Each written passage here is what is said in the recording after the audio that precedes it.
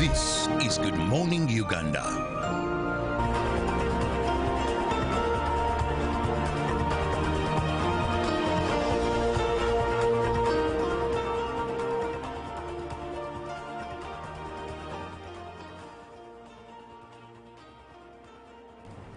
Good morning, Uganda. Thank God it's a Friday. TGIF. Welcome to the show. This is Good Morning Uganda on UBC TV. We come to you live from Now Avenue. Now it's the 21st day of November 2025, and today is World TV Day. Now I wonder how often you really watch TV in this day and age. Such transformations and evolutions have taken place along the years. As to how we consume TV, I will definitely find out from my mates here as to how often they watch TV. But welcome to the show. My name is Julie F. Nantala. Good morning, Joanne Marunji. Good morning, Julie. To our viewers, good morning. Friday is here. The weekend is almost here. It means, you know, Friday is here. It's almost. It's still the morning, really. It is here. You know, I have a friend who said, I wish my boss knew how unproductive I am on Friday. He wouldn't be calling me to work on Friday. But Friday is your reward for the hard work you have done throughout the week. Welcome to the show. TV, I watch TV every day. I do watch TV every day, whether on apps or on the television set. Right. I do watch TV every day. But yesterday, I saw the Ministry of Gender, Labour and Social Development. They went ahead and held a National Employers Conference that was at Mistela, and it brought together job seekers, employers, workers, organizations, and also development partners. And it's going to be an annual event. It was really a nice one, and we're looking forward to a lot of resolutions being effected from this conference. All right, very well. Good morning, Robert. Good morning to you. How are you? I'm fine. How often do you watch TV? A lot. I must say I watch TV so much because at least I must watch news daily. Right. To begin with. Then I may not watch so much of local TV. To be honest, I watch so much of international channels. Because with the local TV, sometimes there's duplication. But if you watched news on a certain channel, you'll find the same story on another channel. It's self-explanatory. They're all invited for a conference, and sometimes even the angling doesn't differ. All right. You know, what makes news is what made news. Maybe some are more detailed than the other. So international TVs expose you to a variety of things, to countries you've never been. I enjoy following crises, you know, wars now, Right. Ukraine, how far they have gone. I enjoy seeing both angles. If I look at BBC, I want to have a side of Al Jazeera if they captured the same the story. different narratives. Yes, and cartoons. I don't watch cartoons. Why would I watch cartoons? There's some other also watch cartoons, but No, I don't watch I do cartoons. watch Why? cartoons, and At I least do watch I know animations. she does, Yes, and I she do. does that so much. Yes, I do. how did you know? Well, we talk off set, and Julie will shock you. Then she asks you, "Do you watch these cartoons?" And you're like, "Julia, what is it?" So Well, speaking of cartoons, looking at the entertainment side of things, well, Tom Cruise gets his first Oscar in 45 years of his career. 45. And yes, 45. 45, and that was at the annual Governors Awards in Hollywood on Sunday. It's when he was awarded this Lifetime Achievement Award. Looking at a couple of his movies that really got him this accolade. 10 of them in case you've watched Jerry Maguire, 1996 release. Age of Tomorrow 2014, Magnolia 1999, A Few Good Men 1992, Risky Business 1983, Born on the 4th of July 1989, Eyes Wide Shut 1999, Vanilla Sky 2001, Rain Man 1988, and The Last Samurai in 2003. Surprised that Mission Impossible features nowhere as to the movies that got You've him just brought in awards, accolade. and also let me also congratulate our very own Ugandan Shamira Nabada. Right. Fimbo, she won the CAF Award 2025 Best Female Referee Referee, of get Via on. Ovalo. Well, she's worked hard. I Right. think I just have a problem with how she dressed, but the I rest agree is with okay. you. Why would you have a problem with that? I do agree with you. That's Why? my I do agree personal. with Roberts. When you're going for such an award, look at how the others were coming out. Simply jeans, sneakers, and you know, she knew she was going to win because I think she got her first FIFA badge in 2018. Okay. So this lady has worked hard. And she But deserves also, it, and she has brought us proud. I think, joy. speaking into what Robert says, it's females who operate in male-dominated spaces. We ought to embrace our femininity. Okay. Female DJs tend to act like men, which is wrong. Tomboy stuff, you know. Be a female DJ and express the woman that you are. Be a female host on whatever show, even especially if it's a male-dominated show, and be the woman that you are. Bring your femininity onto the show. A female referee at such an occasion, she had to embrace her femininity. Yeah. Well, in other spaces of entertainment, the Watoto Church targets 50,000 attendees as the Christmas cantata is back. And it was officially launched, and the 2025 edition was officially launched. This year's event will run from 19th to 22nd December 2025, beginning at 8 p.m. each night, and is expected to draw more than 50,000 people. Now, usually it's held at the Watoto Church downtown campus, KPC building, but this time around it will be at the old Kampala SS field, where more numbers will be able to gather and get to experience the much anticipated production, Christmas production, as it is every Some other single good year. news, Judy, briefly. Yes. Now, the social assistance grant for empowerment, government has increased this money. According to a cabinet meeting now, they have been getting 25,000. And now it's going to be 35,000. They get this money every after 3 months. Okay. And guess what? Also, the age has been lowered down from 80 now to 65 years. So that is Wow, very good that's news. good news. We've been told some have used this money to start something. I don't understand, but old people are old people. Maybe they have greater ways of saving. Yeah, rearing Someone chicken. says that I got 25. When I threw this money, I don't know, someone showed a cow, and I was like, Lord, help me learn how to save it. Well, indeed, as you've said, old people, perhaps there's lots of nuggets and gems we ought to pick from them. For a goat, I can believe. For a cow, Yes, from social. Said, really? Yes. a cow. Yes, a cow, yes. How are you able to Anyways, save? let's have a look at what we have in the local scene before we go down the rabbit trail. Robert, take us away. Well, we begin with the NRM presidential candidate Yoweri Kaguta Museveni, alongside the First Lady Janet Kataha Museveni, continued campaigning activities yesterday in Iluka and Kamuli district. In Luka, President Museveni addressed a large rally held at the district headquarters where he was received by a multitude of supporters. During the campaign event, President Museveni instructed the Ministry of Presidency to collaborate with the Attorney General to address the concerns of the Lakwena war victims. The NRM chairperson of the district stated that 5 billion shillings was required to compensate the victims. He encouraged the residents to engage in commercial farming like the fish farming, since there is fish farming trainings facilities for artificial fish breeding have already been established by the president in Busoga and Bukedi sub-region. The First Lady, Janet Museveni, commended NRM government in establishing many primary schools in every parish and secondary school in every sub-county, and urged the people of Luka to vote for NRM for continued development. The first national vice chairperson of NRM, Alhaji Moses Chigongo, urged the NRM supporters and leaders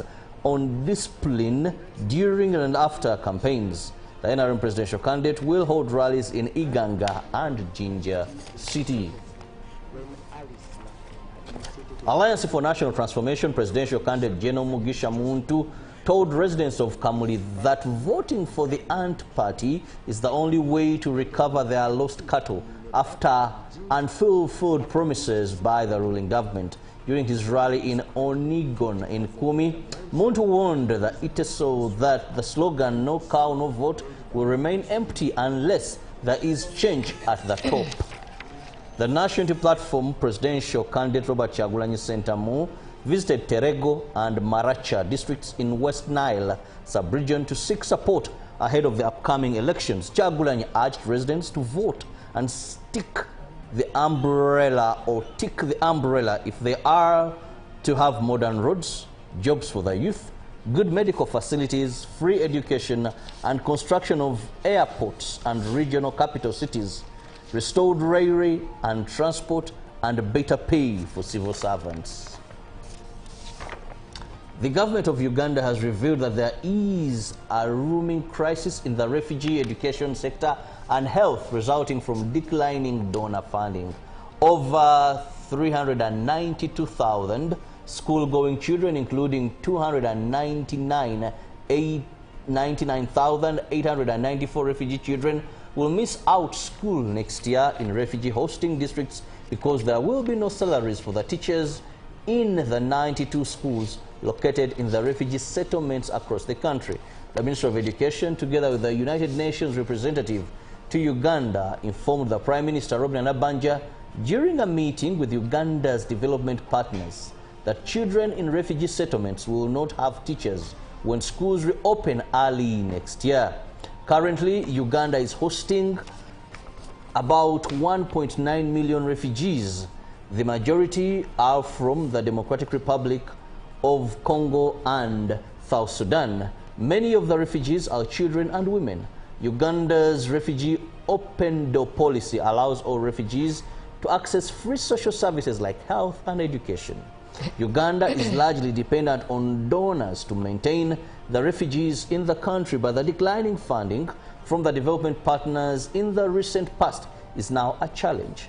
Now, the Ministry of Education and United Nations say there is a looming crisis in the refugee education sector and health.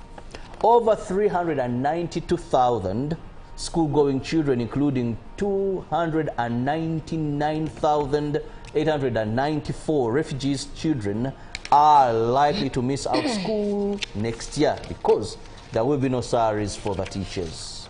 Well, that brings us to the end of our local stories this morning. Lady in Black, take us through what the rest of the world has for us. Okay, from the foreign coverage, a fire erupted at the COP30 conference in Belém on Thursday, forcing attendees to evacuate the area. The incident occurred in a tent located in the Blue Zone, which houses meeting rooms and pavilions from various countries. As you can see on your screen, attendees rushed outside while firefighters and security forces secured the area. We were taking part in exchanges with some negotiators when we heard a lot of noise. We thought it was a fight, maybe a protest, and then we were told that there was a fire, said Eric Mukuna, a delegation member of the Republic of Congo. Although some people did not know what was happening at the moment, they say that the response from the security teams was swift. The response was immediate, but we did not know until a certain moment. Things were already quite chaotic, commented Stefan, one of the assistants. 13 people were reportedly treated for smoke inhalation. At the time of publication, the governor of the state of Para, Hilda Babalaho, reported on his social media that the fire had been brought under control by the emergency teams. These coordinated with a brigade activated by UN Brazil. Advancing, the U.S. President Donald Trump honored the released Israeli captives in Washington, D.C. on Thursday by personally handing each of them a presidential challenge coin.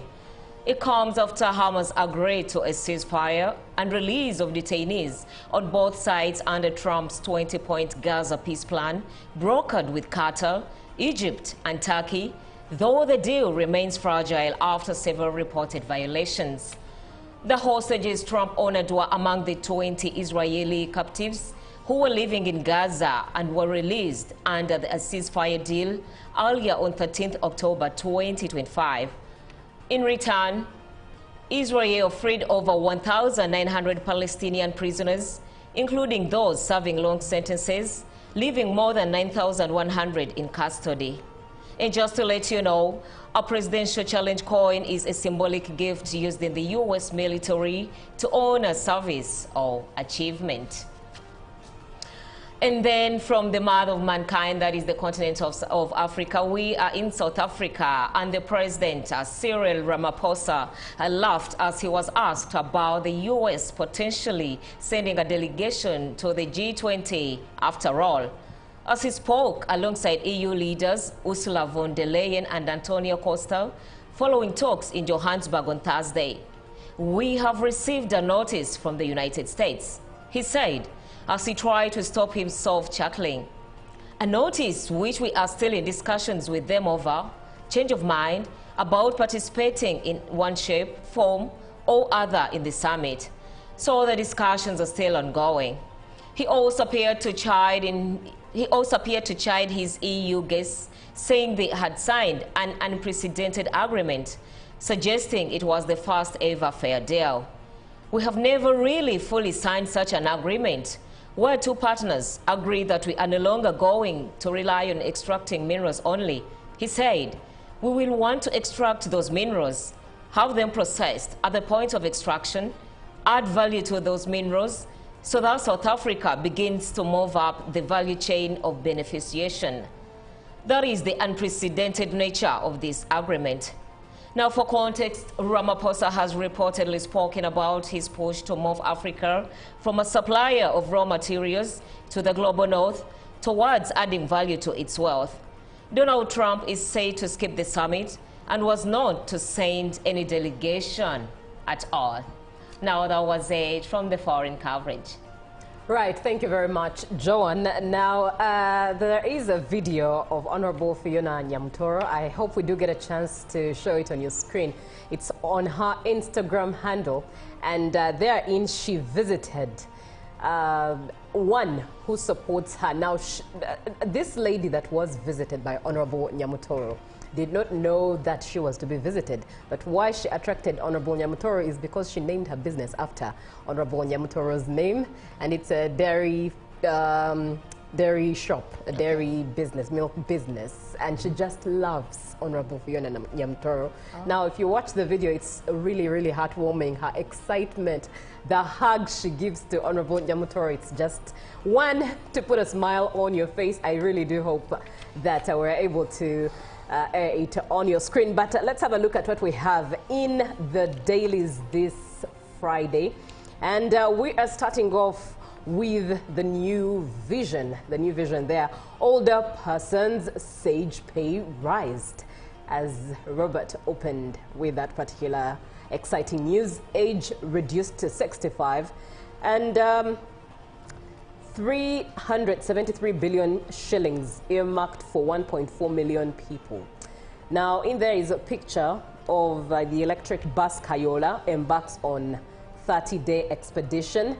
That is in the new vision. Now, looking at matters energy, rather elections, race for parliament heats up, and there's a lot to read into that.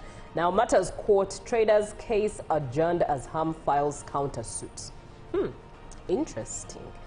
And looking at matters Pakasa Forum, Centenary Bank, NSSF, Pearl Bank, Pepsi join sponsorship, and looking at the beat, celebrities growing up without a dad. An interesting one to look into, and indeed a very pertinent issue. Now let's look at the Daily Monitor.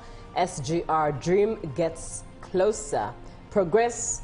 The long-awaited extension of the Standard Gauge Railway from Naivasha in Kenya to the Uganda border town of Malaba will commence next year, according to the President of Kenya, Mr. William Ruto. That is in the Daily Monitor. And of course, a picture of the Kayola bus also has featured there in the Daily Monitor. When defiance turned costly for Bessie J. lawyer, another story to look into. And also other stories, floods wreak havoc in Bulambuli district, and tough rules as government disperses 43.9 billion shillings for roads. Looking at what the Lizard has to say, the Pearl of Africa shines. Looking at Uganda launching the Kayola bus. Now, going on to Kenya, in the Daily Nation, Ruto's roadmap to Singapore. That's the headline there. State of the Nation, opposition accuses president of self-praise and ignoring real issues. And some of the issues highlighted there in the headline: economy and agriculture, education, energy, transport and logistics. All of that is a detail that you need to look into when you get yourself a copy of the Daily Nation. Now, witnesses recount horror in school fire tragedy. And matters sports, PSG's Hakimi named African Footballer of the Year for exploits. Now let's have a look at what we have in the Gazette as of 21st November 2025. In the Gazette, it's a table of contents, but going down to what notices to take notice of. To all whom these greetings may come, greetings. Be it known that on the 24th day of October 2025, Natamba Sunday Samson, an advocate of the High Court, has been appointed to be a commissioner for oaths under the above-mentioned act for so long as he continues to practice as such advocate and the commission is not revoked. This is given under the hand of the Chief Justice Alfonso Chigamoy Owinyi-Dolo. Also, be it known that on the 24th day of October 2025, Kahuma Joan, an advocate of the High Court, has been appointed to be a commissioner for oaths under the above-mentioned act for so long as she continues to practice as such and an advocate is not revoked. Given under the hand of the Chief Justice as of the 24th day of October 2025, that is Alfonso Chigamoy Owinyi-Dolo. And also be it known that on the 24th day of October 2025, Lorenzo Andrew Camparuza, an advocate of the High Court, has been appointed to be a commissioner for oaths under the above-mentioned act for so long as he continues to practice as such advocate and the commission is not revoked, given under the hand of the Chief Justice Alfonso Chigamoy Owinyi-Dolo. Now, that's it from the world of the dailies and every other updates that we had for you this morning. Let's have a short break, and when we come back, well, we are looking at power line vandalism. How serious is it, and how bad is it, and how bad is it looking for Uganda as a country? 0709602592. Good morning.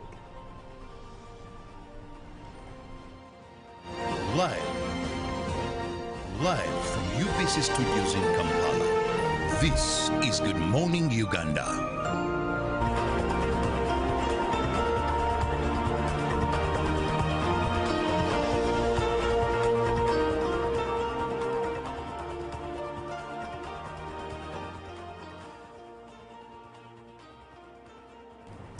Good morning, Uganda. Thank God it's a Friday. TGIF. Welcome to the show. This is Good Morning Uganda on UBC TV. We come to you live from Nile Avenue. Now it's the 21st day of November 2025, and today is World TV Day. Now I wonder how often you really watch TV in this day and age. Such transformations and evolutions have taken place along the years. As to how we consume TV, I will definitely find out from my mates here as to how often they watch TV. But welcome to the show. My name is Julie F. Nantaba. Good morning, Joanne Marunji. Good morning, Julie. To our viewers, good morning. Friday is here. The weekend is almost here. It means, Friday is here. It's almost. It's still the morning, really. It is here.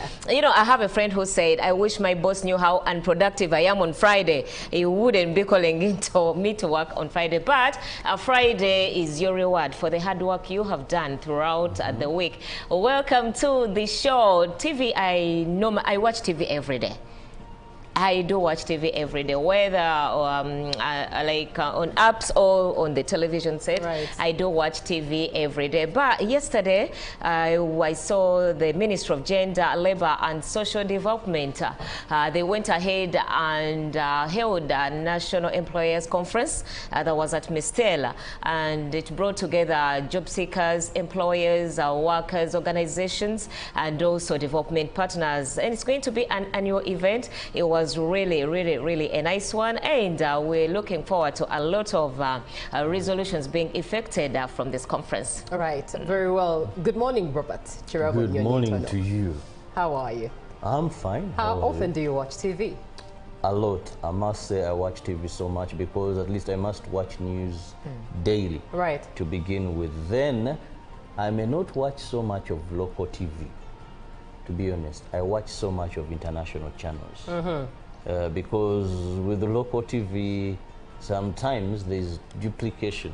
But if you watched news on a certain channel, you'll find the same story on another channel. It's self-explanatory. They're all invited for a conference, and sometimes even the angling doesn't differ. All right. You know, what made news is what made news. Maybe some are more detailed than the other. So international TVs expose you to a variety of things, to countries you've never been. I enjoy following crises, you know, wars now, Ukraine, how far they have gone. I enjoy seeing both angles. If I look at BBC, I want to have a side of Al Jazeera if they captured the same story. Different narratives. Yes. And cartoons. I don't watch cartoons. Why would I watch cartoons? There's someone that also watch cartoons, but no, I don't watch I do watch Why? cartoons, and I do watch I know animations. she does. Yes, and she does that so much. Yes, I do. How did you know?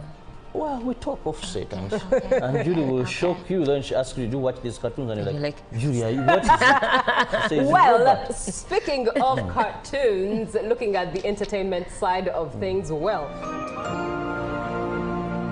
Pick of the day on UBC. One-on-one with Michael Jordan Lukomwa. A weekly face-to-face conversation focusing on accountability, inspiration, information, and sensitization of the public from the various sources, such as inspirational profiles. Having a disability is not inability. Every Friday, 9 p.m., it's one-on-one with Michael Jordan Lukomwa. Don't you see anywhere that you would give a credit in the fight against COVID?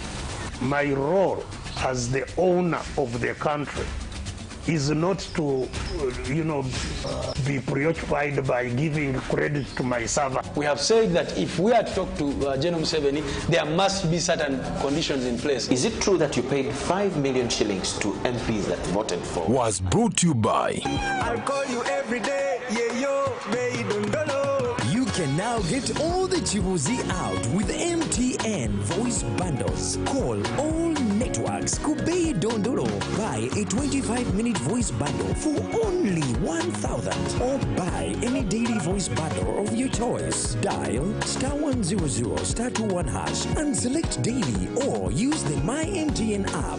When we talk together, we are unstoppable.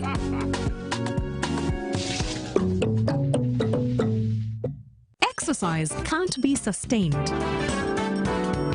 Eating can't be stopped. It's even harder to lose weight. Come and give it a try. Genshikang L-carnitine chromium capsules.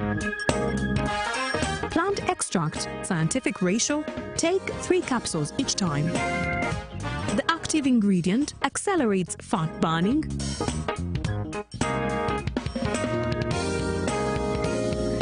eat twice a day. Don't take a detour. Weight loss starts now.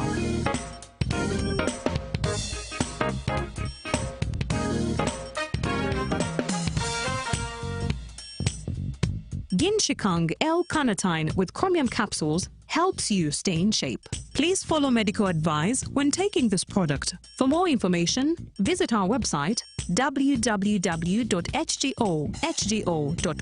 or call 0800 335555. Live from UBC Studios in Kampala, this is Good Morning Uganda.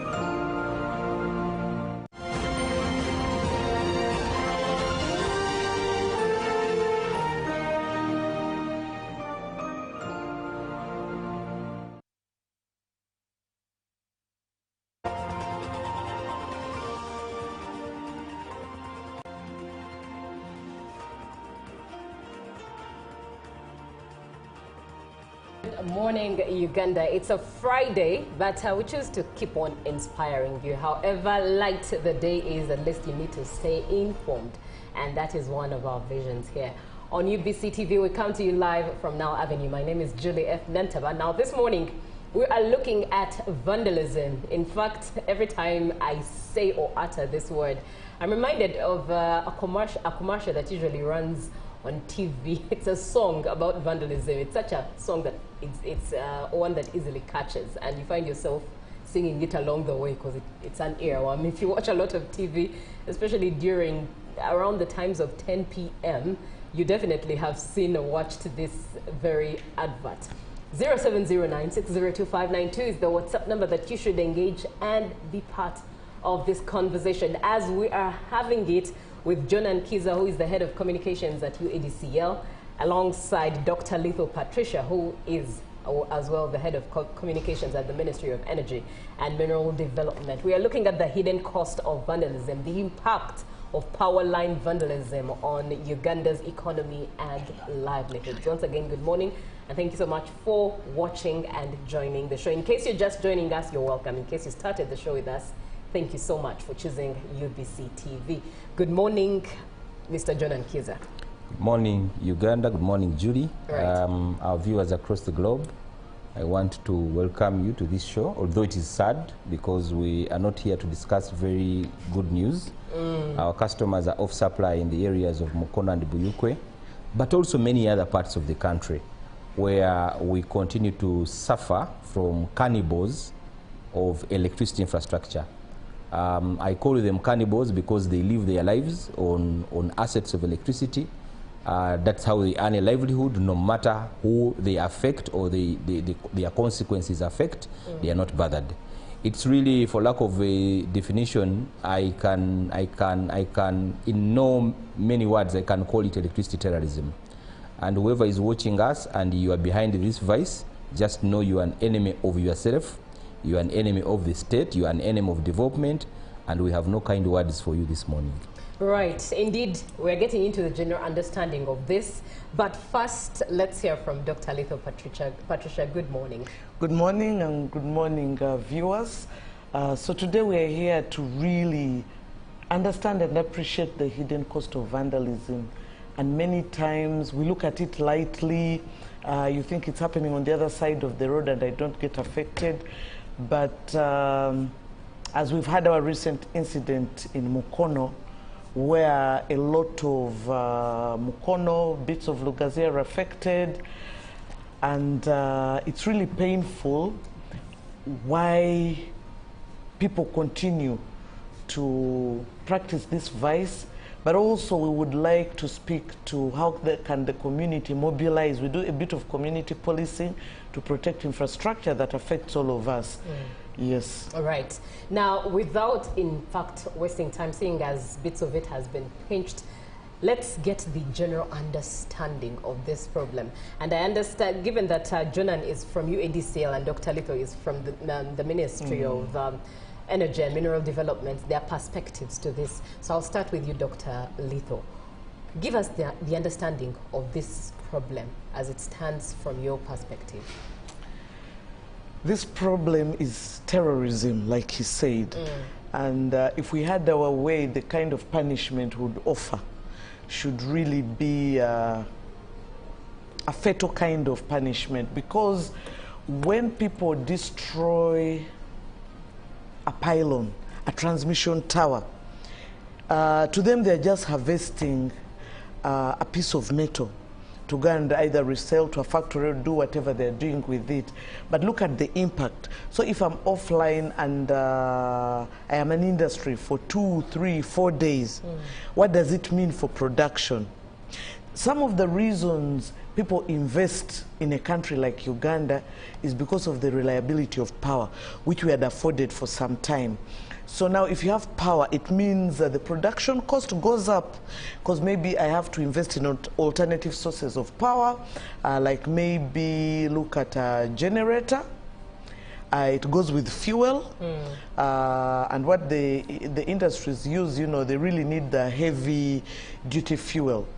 So already there is production cost going up, and that will be passed on to you, the everyday person.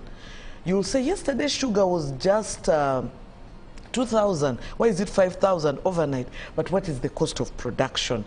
So that must be appreciated. But even at an individual level, if you go to a home, the discomfort. Why do I have discomfort? People buy food. We all are now practicing preserving food. Maybe you shop for a month, you shop for a week, and just overnight you lose everything because you don't have electricity. And maybe you haven't invested in alternative sources of power. Look at hospitals. For instance, people are in theater, people are on machines that are relying on electricity to support life, and suddenly power goes off and we are unable to restore. What does that impact? And sometimes these things seem far removed when it's another person's child, another person's wife, another person's husband, relative, someone's mother or father. But when it comes to your own, you think about it. How does that impact on you? So this is really economic sabotage to the country. It is a threat to livelihoods. Why can't we do something about it? You see that one pylon, it costs us between 250 to even 300, in some cases 600 million, because first of all, access, transporting materials, the labor we have to pay. So the 230 or 50 is just to put up that tower. But there are all these other costs that go with it, and now the cost that you've made other people incur because of selfishness. Right. Yes. Right. And what you are looking at on your screen, I think that's the pylon that you went down. Yes, that has been put down. You wonder how someone carries that whole thing. Looks too huge, but Ugandans will surprise they don't carry that whole thing. But you see, it is built. There are pieces of metal together. Yes. So you see, for that thing to collapse, it means it's already compromised. So people identify weak spots, should I say, in terms of security. Maybe dark spots are there. When I go, no one sees me. So they'll come and pick one. Nobody saw, nobody complained. So I'll come and pick another. So over time, it's already weakened. So when I come back and pick another, it will automatically collapse. So in this case in Mukono, 2 towers collapsed. But it doesn't collapse independently. Remember, we have this wire, to put it simply, the cable holding a line and kilometers and kilometers. So if one suddenly collapses in the middle, it drags the other, it comprises the other. So it is not only that, those two, you find that over 4, this side and this side, sometimes even more, are affected. And as that tension pulls the network, you find there's a ripple down effect. So it is not as simple as just having that tower down, as the thief might think, let me just pick one thing off. Maybe it's like, maybe, okay, let me just pick one tire off, let me pick the other. It will collapse. It will eventually collapse. So this is something done over time. Right. Yes. Now, let me come to you, Mr. John Kiza. Give us an understanding of this problem from your perspective. Thank you very much, Julie. The electricity subsector, the way it runs, generation, transmission, and distribution, works as a chain. The unfortunate part of this story is UEDCL is at the latter end of the supply chain. It means if transmission is off, must be sure that distribution is going to be off. What does that mean? You, the customers, the customer, you are going to be off. So the impact of this incident that happened on November 19th at 3 a.m. in the night disrupted quite a number of activities, especially from our dear customers, the large power users. You'll appreciate that, Julie, Mukono has an industrial area, and I think it is one of the fastest growing industrial hubs in the country, and thus require a lot of reliable and sustainable power. So this abrupt disappearance of electrons surely did not leave them the same. Some of them were in the middle of the production process. You'll appreciate that, like how my shareholder has stated, the government has made the tariffs, especially in the late night, very, very affordable for the people in the industrial space. So you'll be sure that there was actually production ongoing. So to the biggest extent, you realize that the industrialists have a very huge loss that they have incurred because they have lost their production lines. But also, if you trickle it down to the understanding of us, the lay people, the people who are surviving and earning a daily livelihoods from these factories, are unable to earn their day's wage for the last 2 days.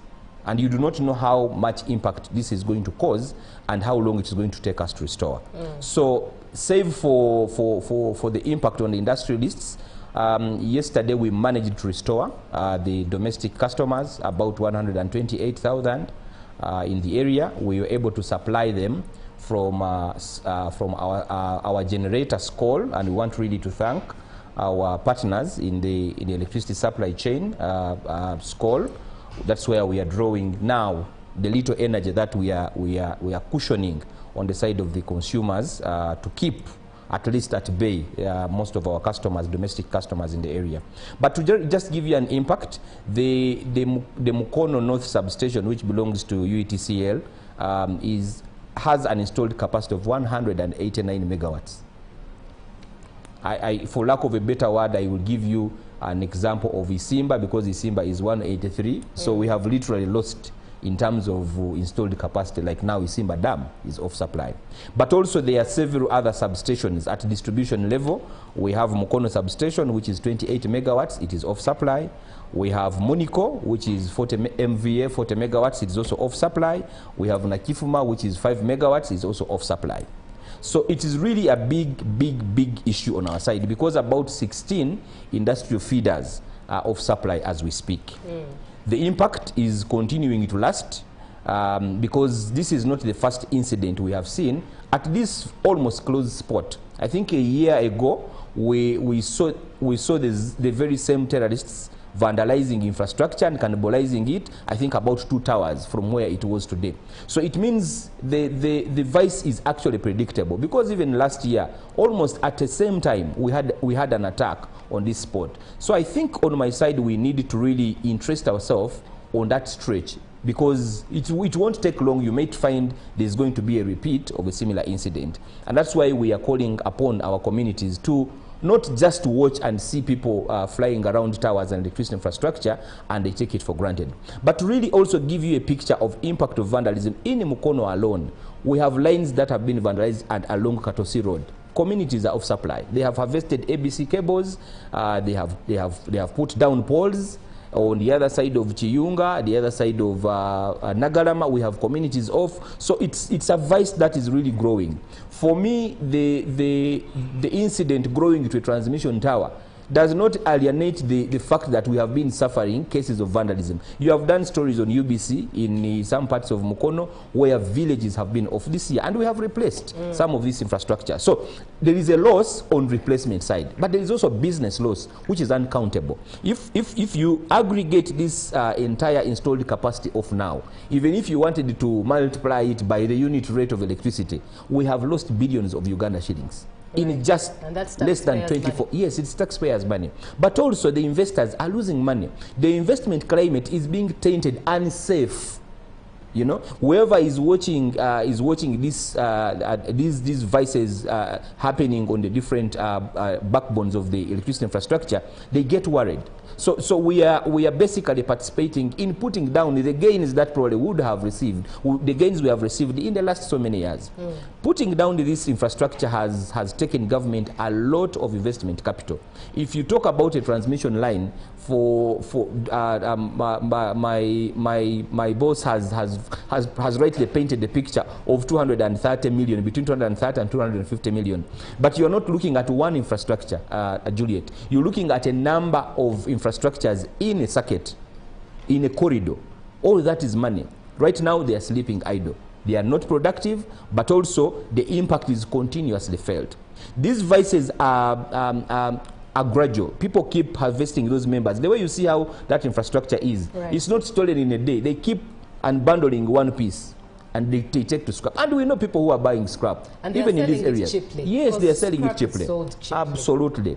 But look at the impact it has got to our side. So to really aggregate to our viewers, we need a wake up as citizens. These things of electricity are not UEDCL things, they are not ministry things, they are our things meant to actually ensure that we have reliable supply. As I entered in the studio, I had complaints from our colleagues even here. They had challenges on the side of Boyogerere. They had challenge. It is because we are trying to cushion our customers on the other side. We are drawing some of the energy from Kireka substation. So you realize that now we are, because of the burden being shared, we are now stressing other neighbors that probably would be enjoying reliable supply. Right. And you cannot guarantee reliable supply if you continuously have these repeated cases of vandalism. Right. And we cannot re-emphasize more the consequences of vandalism for those who don't know. If you are surely caught by the law and we have you in cells, you don't sleep in prison less than 15 years. That's as per the Electricity Act as amended 2022. And also being fined 1 billion shillings. So as you are stealing electricity wires, just know you have your 1 billion shillings, and also you are prepared to be absent from your community for the next 15 years. I don't know, by the time when you return, you may find that we have even transformed from towers. We'll be now using underground cables, which are even far deeper.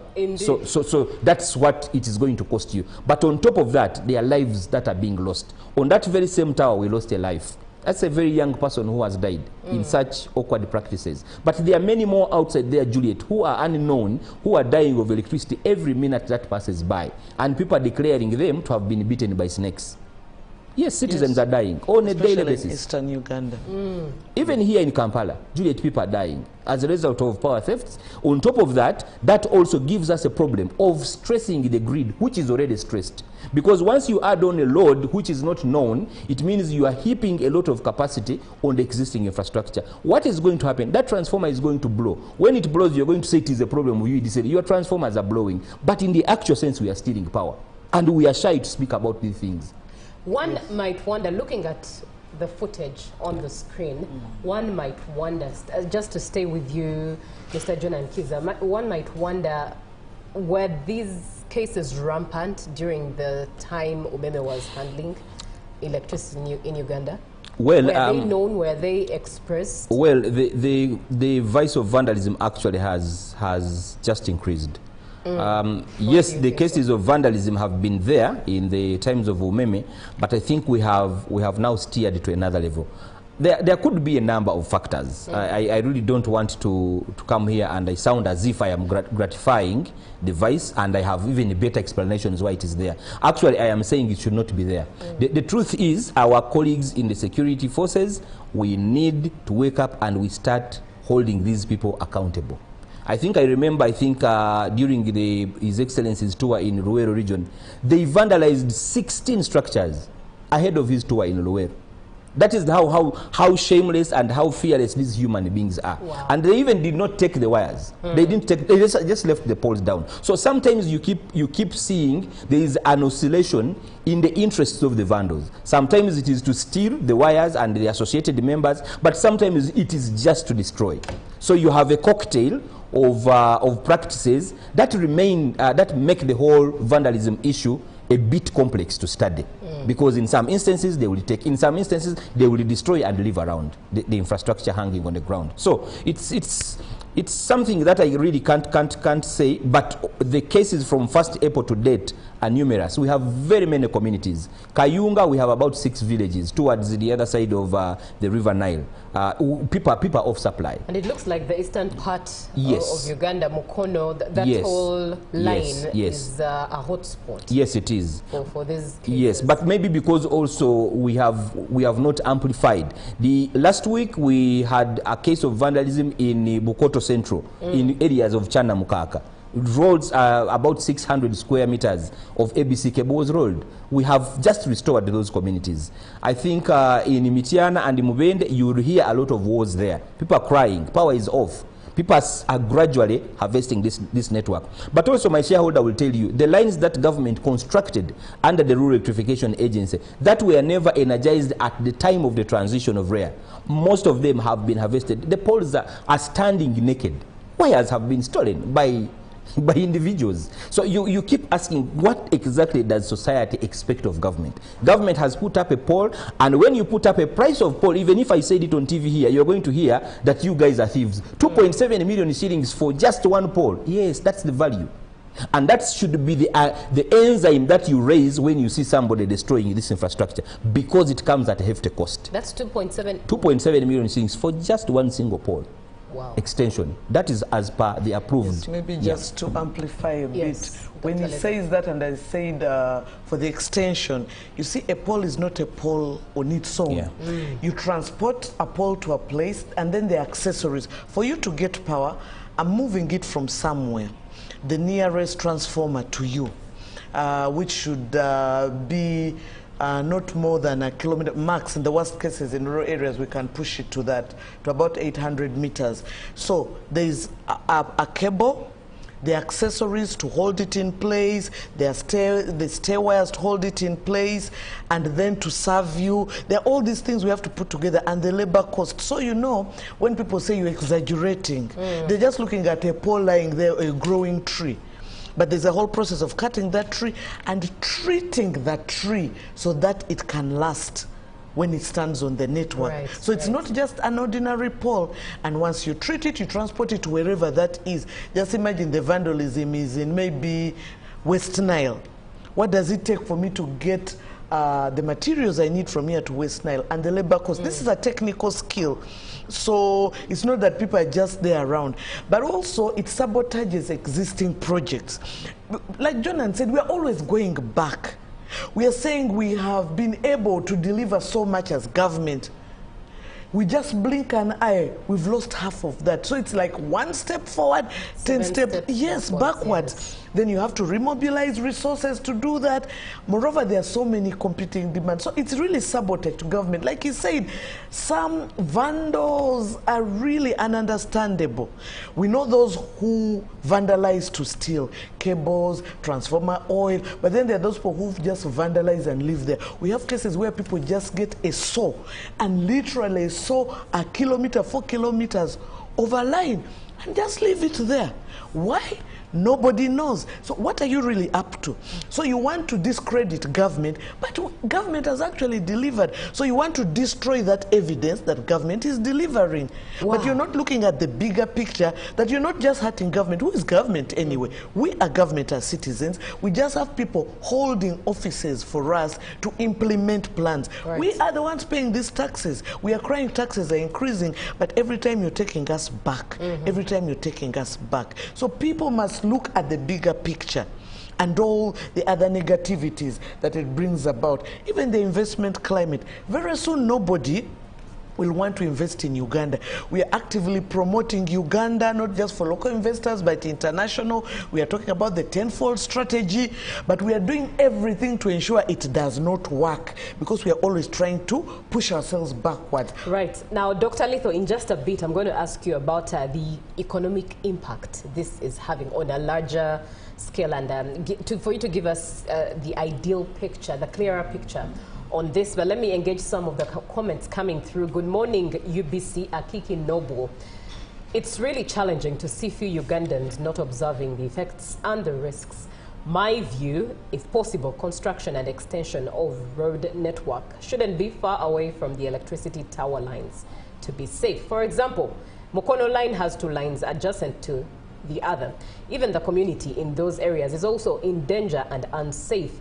They take advantage and even steal in the community.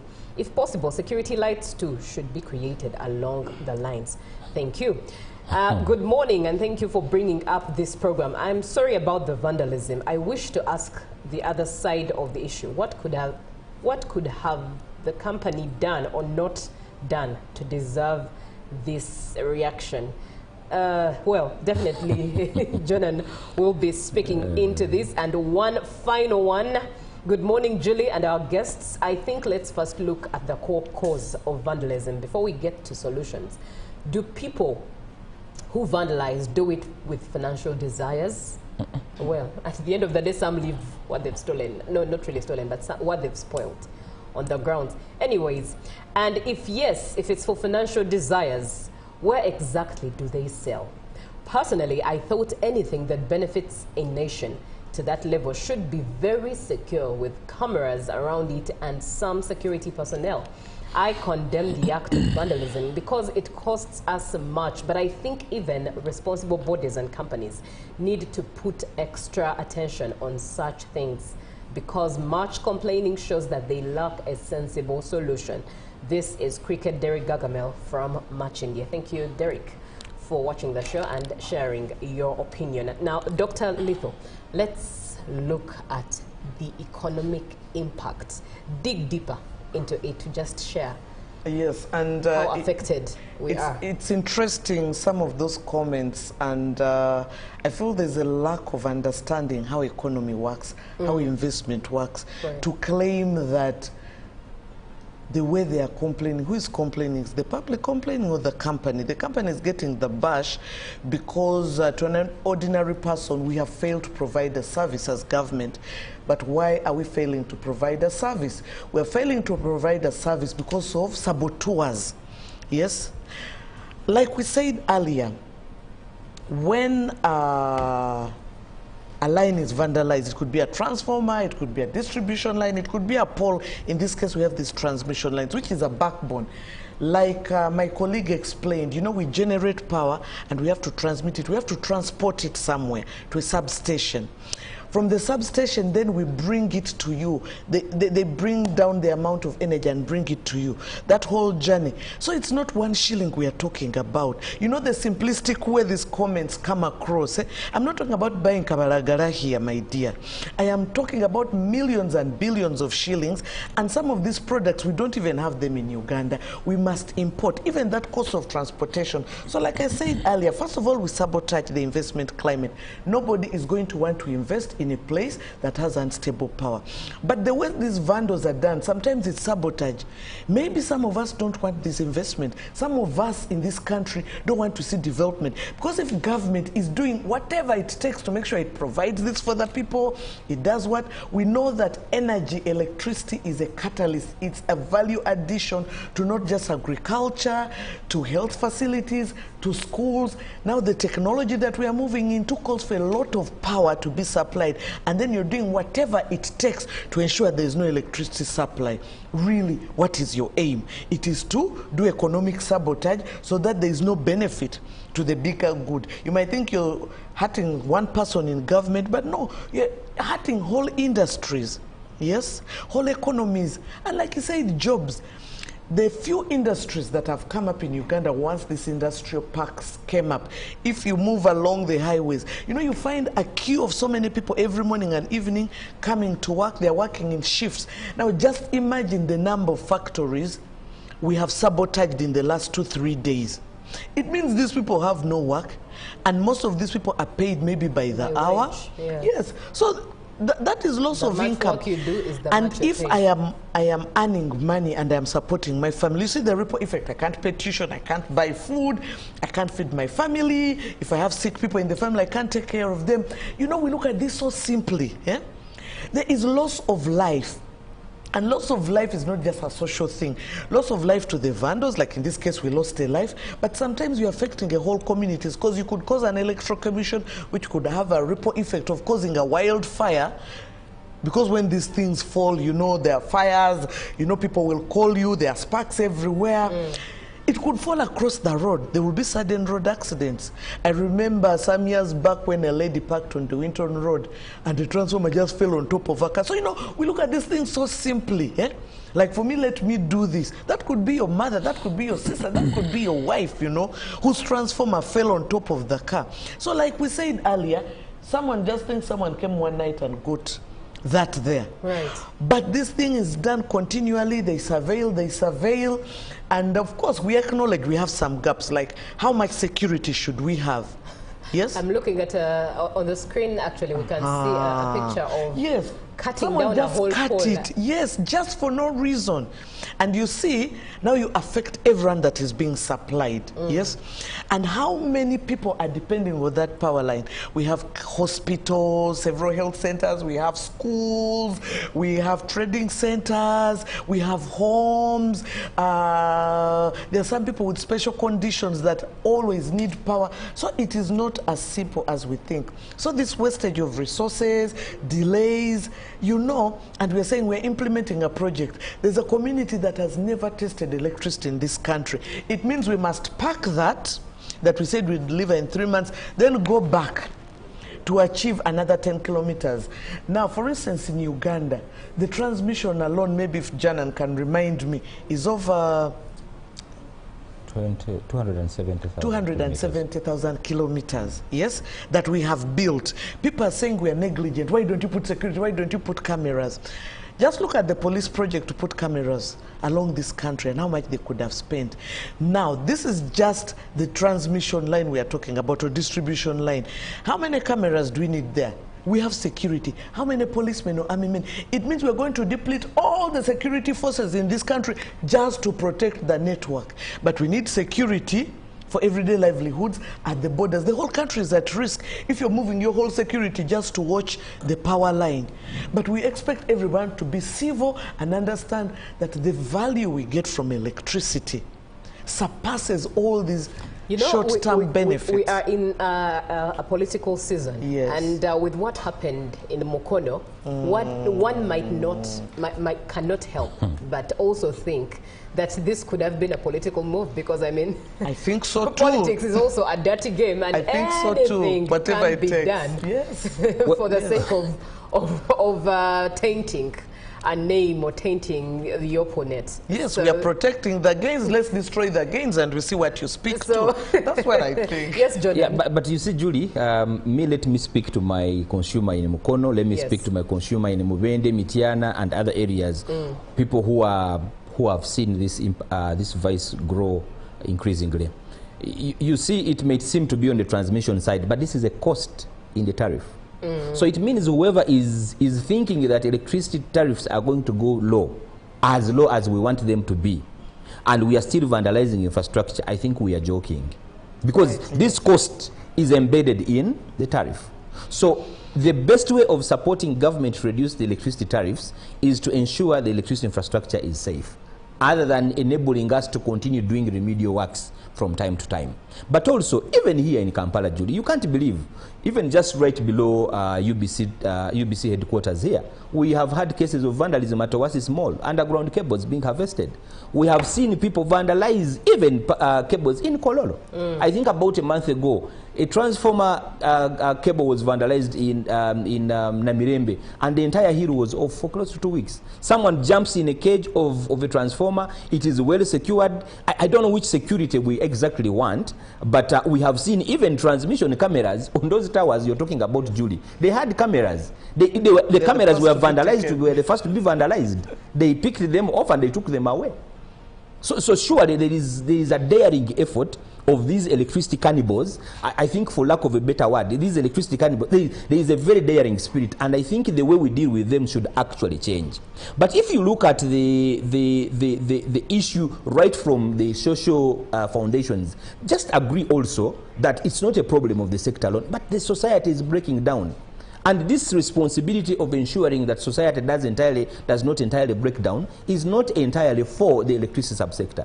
Spiritual leaders need to do their work as well. I think people need complete nourishment spiritually. Cultural leaders need to do their work, because this is government.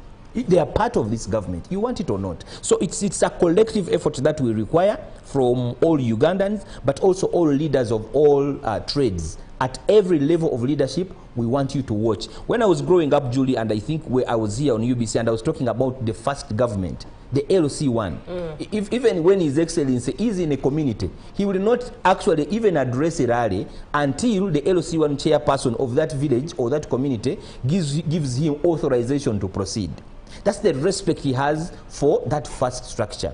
Now, we also want to really re-emphasize on the first government, the LCs. Let us join the efforts of asking the hard questions, especially when it comes to people that we don't know, because we also believe that when these people vandalize this infrastructure, they apply roads. Someone was complaining that there are no roads in the transmission lines, but that's not true. You saw a transmission line, that's Mukono Lugazi, that goes through Skol. They are roads.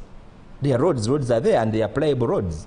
But again, people are not using them for the purpose they are being used. They have been put for to ensure and secure the infrastructure. They are using the roads to vandalize the infrastructure. So that one to me does not suffice. Yes. But also, if you look generally across the distribution and transmission networks, they apply sparsely populated areas. If you have applied the Bombo leg, you realize that most of these areas do not have homesteads. So it is a bit difficult for you to say that maybe probably people are just watching.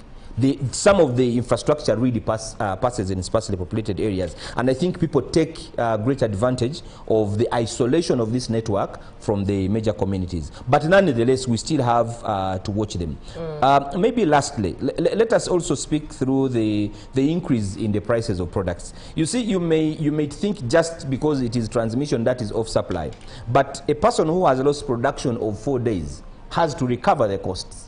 How do they recover the cost? We're entering a Christmas season, Juliet. Right. You'll want to buy a good dress, you'll want to buy a good chair, some of these good, or maybe you want to roof your house. You realize that prices will multiply. Why? Because you have had a drawdown in the production process, the planned production process. So it's not an issue that we are going to really take lightly on our side of distribution, but also allow me speak to us as an institution. We are losing money. The money we are losing is already set in the tariff. We don't receive cash like what people think. Our money is embedded in the tariff, and we must collect this money. So if we have 4 days of such in 6 or 17 industrial feeders down, the loss that we have incurred as distribution affects the budget. It affects the activities that we had planned, the money we had planned to collect out of these feeders in order to enable us to invest. 1% loss on our side is equal to $1 million. So I don't know how many percentages we are going to lose, because the outage continues. Yes. Now, for our people who are living in Mkono, of course, we have provided alternative supply, but it's not sufficient. I think we have only been able to restore the national water plant at Katosi. That's the only industrial feeder we have. Why? Because we are also considerate that absence of water, again, is going to add another pinch of salt in this fresh wound. Because you also don't want to add electricity being off in some areas, and also people having multiple outages because we are sharing, and then you also add on it that the team at National Water can't pump water. Those will be too many problems. But they are resulting from just one careless decision of a few individuals who think that the network actually is a garden for them to harvest steel and cable wires. Right. We are looking at the hidden costs of vandalism and the impact of power vandalism that it has on Uganda altogether, its economy and livelihoods. And from what is being expressed right now, it really shows that it hits home.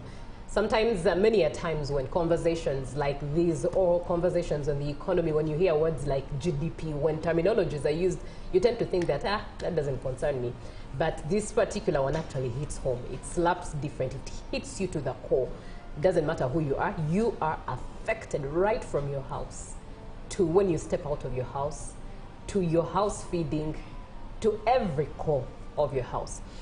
Now, Dr. Litho, let me come to you and let's speak into measures. Are there any measures the ministry is putting in place? Thinking of things like shooting on site when someone is caught vandalizing, or maybe arrested, as is the norm by the law. Professor has no gun. And taken to court. What measures exactly are taken, especially if a police officer, one who is empowered with a gun, finds you red-handed? Are they empowered to shoot you on site? Or even the community, are they empowered to First of all, I would like us to embrace that first option, shoot on sight, really, because this is a terrorist, you know. Yes. So if you don't knock them down, they knock you down, you know. Right. They're that dangerous. But what government has done through the revision of the Electricity Amendment Act is to have stricter penalties. Like he said, you could have over a year in prison or pay over 1 billion. But to me, this is even light. It's stricter than, it's a heavier penalty than what we had before, but maybe we need to even make it stronger, like firing on site, for instance, is I think the option we should opt for dealing with these economic saboteurs and terrorists, as we say. We've also tried to increase our patrols. But you know, like we are playing a mind game, like Jonan said, we always create a route, a road along these lines to enable us quick access, quick supervision. We just didn't know that we're also creating quick access for the vandals and thieves. Quickly driving, yet before, if you have to go through the thorns and what, maybe it would have been a bigger challenge for them to easily transport the loot and would have time to catch them. So while we've tried to do that to improve our patrols, we are also trying to adopt new technologies, apart from maybe changing the design. And sometimes I don't even want to talk about these options because I'm giving ideas to the vendors. Oh, they're changing the design. Okay, I'll also change my design in how I rob them. But we're trying to see how we can use new technologies. I will not divulge the detail for fear of them going ahead of us. But just redesigning how we do, redesigning how we also surveil using new technologies. Maybe we should use drones, for instance, and I want to stop at that because, you know, these people, how they operate. Yes, so we also want to promote community policing. Now that is something we now want to start working on. Of course we always talk about it, but can we vigilantly create like energy committees, which we normally do when we are implementing a project, a committee where trusted members of community are chosen and they offer what we call community policing. Paying attention. If someone just comes to your line, who are you? Can you identify yourself? Did you go to the LC1? Like you said, an LC1 system, yes, should be functional. They have security people, they collect money from people to do surveillance. Can we work together, the energy sector and these local structures, so that we offer better community policing? So people to identify themselves better, and we have a procedure. So if you're doing something different, we should be able to apprehend you. Actually, in some of the local communities where this happens, you find that a member of staff has been rounded off and they call you, but you're the one who told us that if someone can't identify themselves better, they haven't been to the LC1, we should surround them. Some of them are beaten up. So people should know that. So for me, I would like, as Ugandans, let's embrace community policing. Of course, as Jonan said, some of the places in isolated places, we have to rethink. For instance, one of the mechanisms we try to promote in rural electrification is no longer putting transformers in isolated places. We try to put transformers at trading centers near somewhere where someone can watch. Of course, that has come with a lot of hustling, with a poor understanding of a transformer, an impact on immediate community, but it is the only way we can watch, because maybe in the bushes nobody's there. And if we are to stay on the matter of community, perhaps I would ask you to emphasize how best community individuals can be empowered, because many a times you see people on poles, but you mind your own business. Because in a way, I think we communities are used to seeing people in gumboots, rather in electric boots and overalls, and overalls, electricity overalls, doing something. On yes, and you know we have our underground industry. Yes, where you'll find that UDCL will rebrand. This is now our uniform. This. But you know that is the same service in promoting local content. Let's also promote our own business instead of going to print in Dubai or China or India, print in Uganda. These same people will reproduce your material, your security measure, and give it to these vendors. So for me, as an ordinary citizen, when I see someone in a UDCL uniform, I should not assume that's a UDCL staff.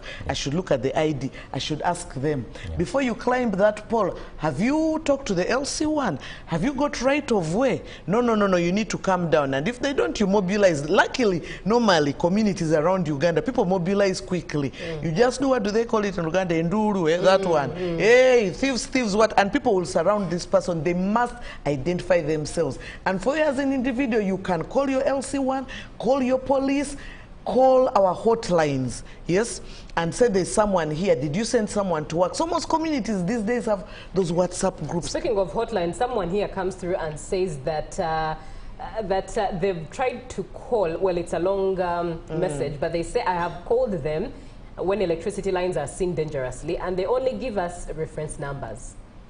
Umeme responded better now, but nowadays we don't understand. And I think in a bit, Jonan will respond yes, to that. before Jonan comes in, yes, maybe we could have some of those challenges, but we have alternative numbers. But also I want to emphasize that we have alternative sources of communication. Can we also try alternatives? Can we tweet? Can we send a message? We try to provide numbers of our managers, of our staff. For instance, I normally freely give out my number, which I will when you give me the opportunity. If you can't find Jonan, can you reach me?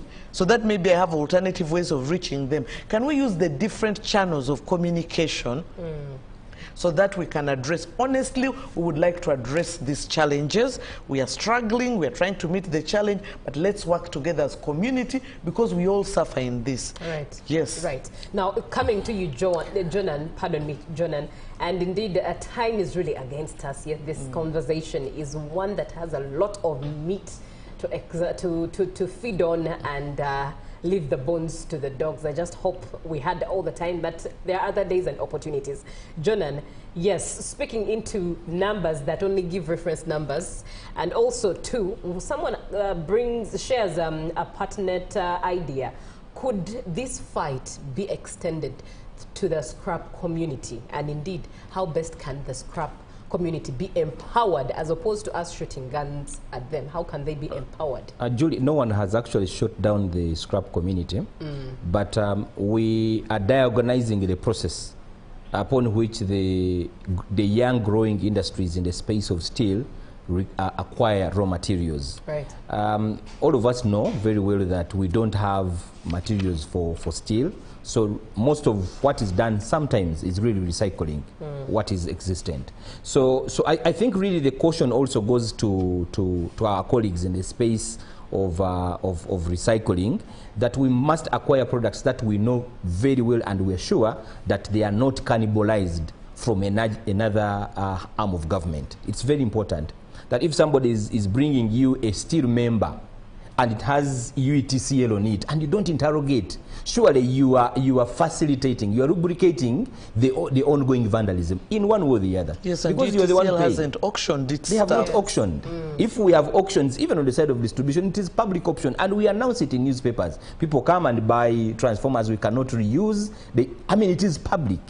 So if you have not had any auction being advertised, and you are a steel melting factory, and you are still continuously buying these things from the young people, and actually, Julie, if you saw the images on TV, the people who have been caught stealing wires are not electricity staff. Yes. Those are very young people, a young man, a young lady, you know, and the picture is like that. Even those we have arrested from 1st April to date, about 72 of them. When you look at the balance, they are between 20 and 35 years. Someone is going to ask, why are they stealing? Yes, I mean, there could be a number of reasons.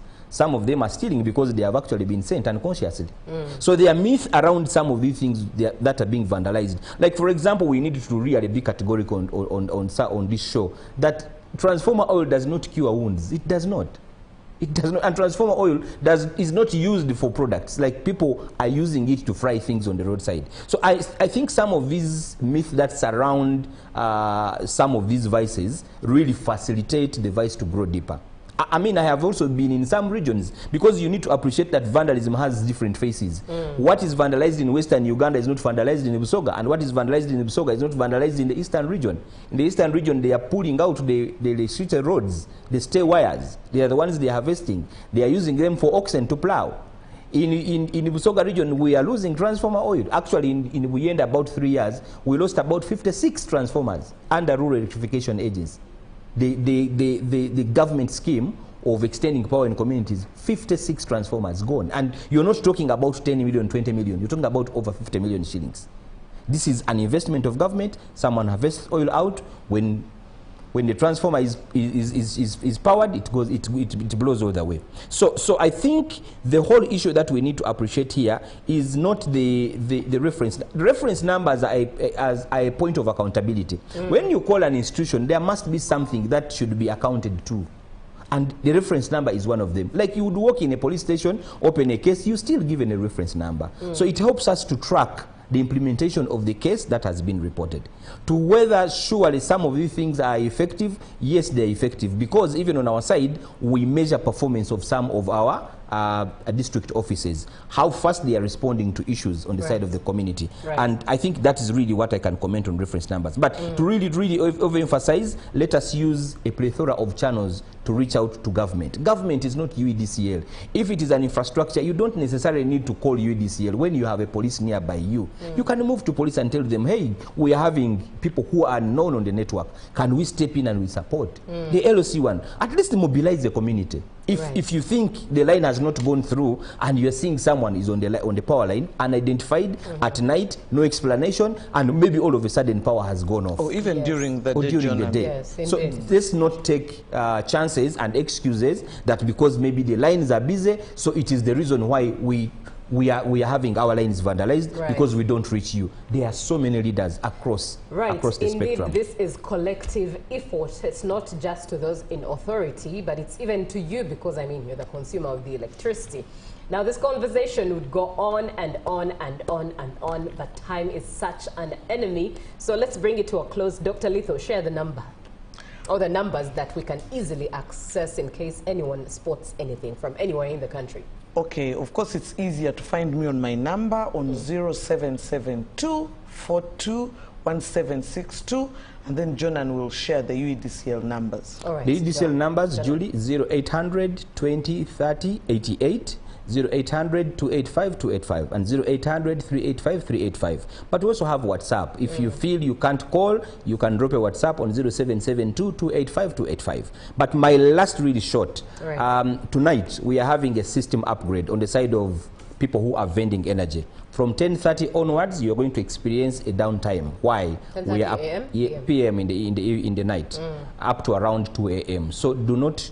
For those who can purchase energy early, please buy energy early because there will be that downtime on the side of vending. But this is all being done to ensure that also the systems are safe, but also we upgrade it to meet the standards that can serve you well. Right. Buy your light as early as possible today in case you have planned to do that, so that at least you're not affected given that what is going to happen from 10:30 p.m. to 2 a.m. We'll close this, which perhaps should be one to ponder on the side of UEDCL and the Ministry of Energy. Someone says, but I think they should work with the military agencies that can help, like what they did on the lakes, like every ward. That can at least stop vandalism. LCs cannot help at all. This is, you did not leave your name, but thank you so much for sharing your opinion. Thank you so much for being on the show. Good morning, Uganda does continue. It's a Friday, so expect more, even some entertainment along the way. Good morning. Good morning.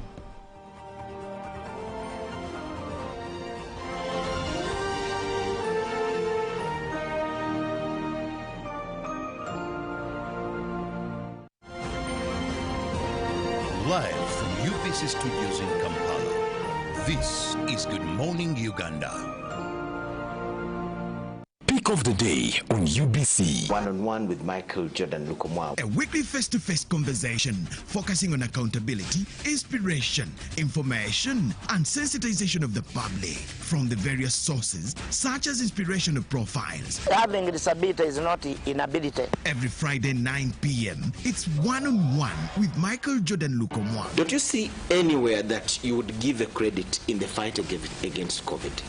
My role as the owner of the country is not to, be preoccupied by giving credit to my servant. We have said that if we are to talk to General Museveni, there must be certain conditions in place. Is it true that you paid 5 million shillings to MPs that voted for? Was brought to you by. I'll call you every day, yeah, yo, baby, don't know. You can now get all the Chibuzi out with MTN voice bundles. Call all networks Kubei Dondoro. Buy a 25-minute voice bundle for only 1,000 or buy any daily voice bundle of your choice. Dial *100 *21# and select daily or use the My MTN app. When we talk together, we are unstoppable.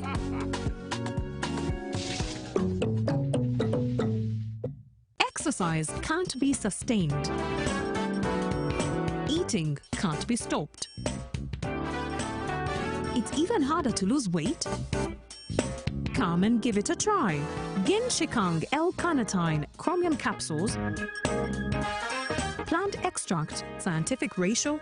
Take 3 capsules each time. The active ingredient accelerates fat burning.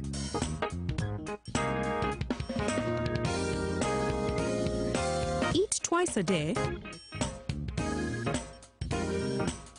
Don't take a detour. Weight loss starts now.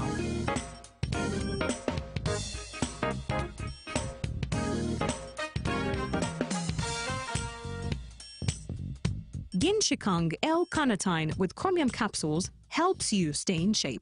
Please follow medical advice when taking this product. For more information, visit our website www.hgo.com or call 0800 335555. My question is, what is the difference between rental tax and income tax? How comes I'm paying both taxes on my own premises? If you want to have a tin, but you are not making any income from your business, you should take on the obligation to continue filing your nil return. Commissioner General, to invest in taxation, when people understand taxes and they know the importance of taxes and they know the fair assessment of these taxes they're supposed to pay, I think everybody will embrace taxation. As banning groupage cargo, clearance protects small traders who cannot afford to import full container loads individually and rely on consolidation to remain competitive. Cargo to come in groupage is consolidation, it's legitimate, and we can't ban it. What we have banned, or what we have stopped, is the use of container leaders. Now, Fiona, the good news I have for you is that among the new tax proposals, now you can get direct answers. Send your tax-related questions via WhatsApp or SMS to 0790-141-887, and the Commissioner General of URA, John Musinguzi, will personally address them. Tune in to UBC News Tonight every Monday and Wednesday for expert insights and clear explanations. Booza Commissioner. In a nation hungry for truth, a world where every story matters, there exists a beacon of trust and reliability. For decades, they've been our voice and our window to the world, holding the mirror of our history. With 4 TV stations and 11 radio channels spanning 27 languages, they stand as guardians of information, defenders of truth. With Mascari Heritage Advantage, they uphold every citizen's right to reliable and free information. Their archived stories shaped our past and illuminate our present. Yet now, as new challenges arise and the world evolves, their mission faces its greatest test yet. Be part of our journey and let's navigate the unknown, uncover the untold, and safeguard our future together. Tune into your public broadcaster, for it is the intersection of trust and truth. Because to UBC, your story, and every voice matters. UBC, inspiring Uganda. In all these years, we emphasize 2 words, wealth and jobs, and we try to waken our people up to show them where wealth and jobs come from. The Parish Development Model, PDM, is a bold initiative that is reshaping Uganda's rural economy. By allocating 100 million shillings to each parish annually, PDM empowers households by unlocking opportunities for wealth creation. This program will be maintained. Each year we send 100 million for the parish. If you get the 1 million, you can buy some goats, you can buy some pigs, you can buy even young cows. Farmers are transitioning from subsistence farming to commercial agriculture, laying the groundwork for wealth creation and improved livelihoods. This project started 11 years ago after an inspiration from His Excellency. And that time I was working as a taxi driver. I was doing that Massa business in Soroti, and he was talking about how to improve household income. With the PDM, you bring back the money after 24 months, but in the third year, you would get another 100 million paid back by those who got first. The President's message is a mindset changer. Becoming rich does not mean you should have a lot of land, you should have a lot of education, you just need a vision and implement and start from where you are. So therefore, this PDM is to get all of you out of poverty. That's why we said 100 million per parish per year. This message is brought to you by the Ministry of ICT and National Guidance.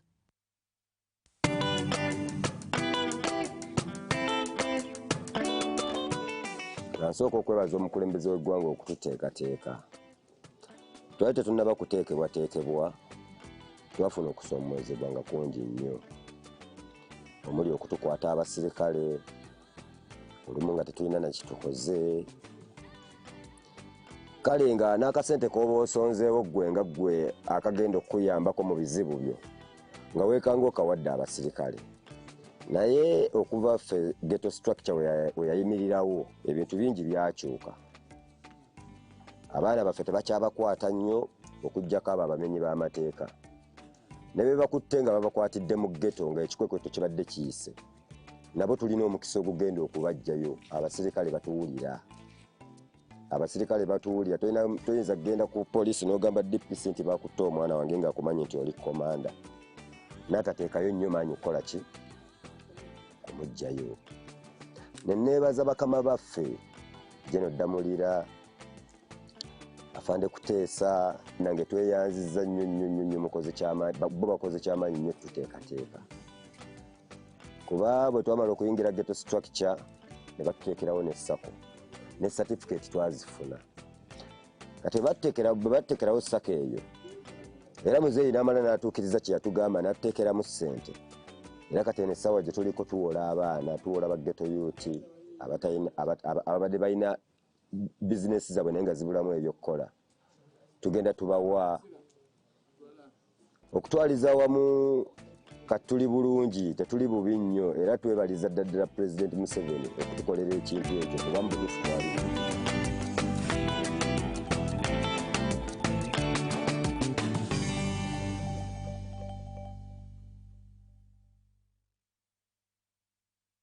Live from UBC Studios in Kampala, this is Good Morning Uganda.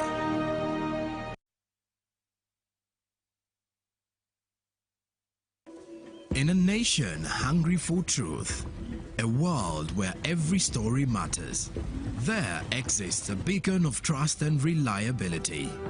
For decades, they've been our voice and our window to the world, holding the mirror of our history. With 4 TV stations and 11 radio channels spanning 27 languages, they stand as guardians of information, defenders of truth.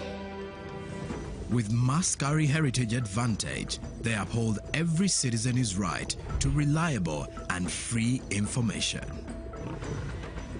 Their archive stories shaped our past and illuminate our present. Yet now, as new challenges arise and the world evolves, their mission faces its greatest test yet.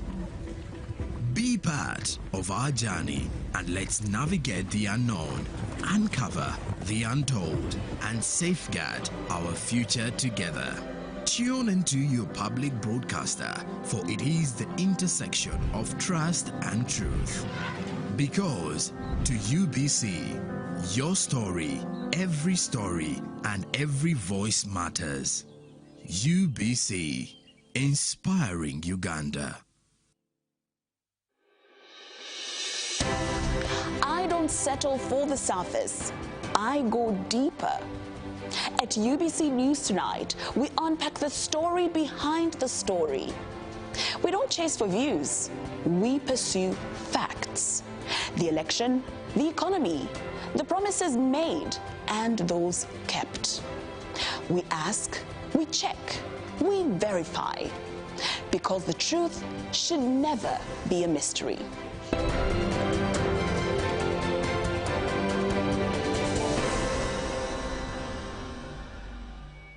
In all these years, we emphasize two words, wealth and jobs.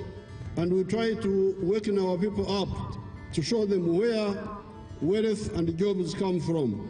The Parish Development Model, PDM, is a bold initiative that is reshaping Uganda's rural economy.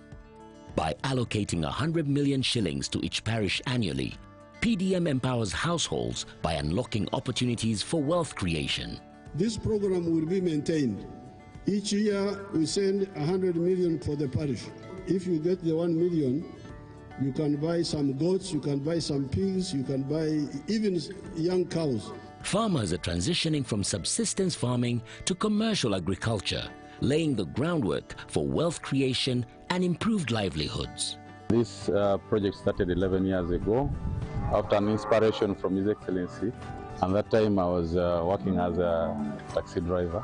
I was doing that Massa business in Soroti, and he was talking about how to improve household income. With the PDM, you bring back the money after 24 months, but in the third year, you would get another 100 million paid back by those who got first. The President's message is a mindset changer. Becoming rich does not mean you should have a lot of land, you should have a lot of education, you just need a vision and implement and start from where you are.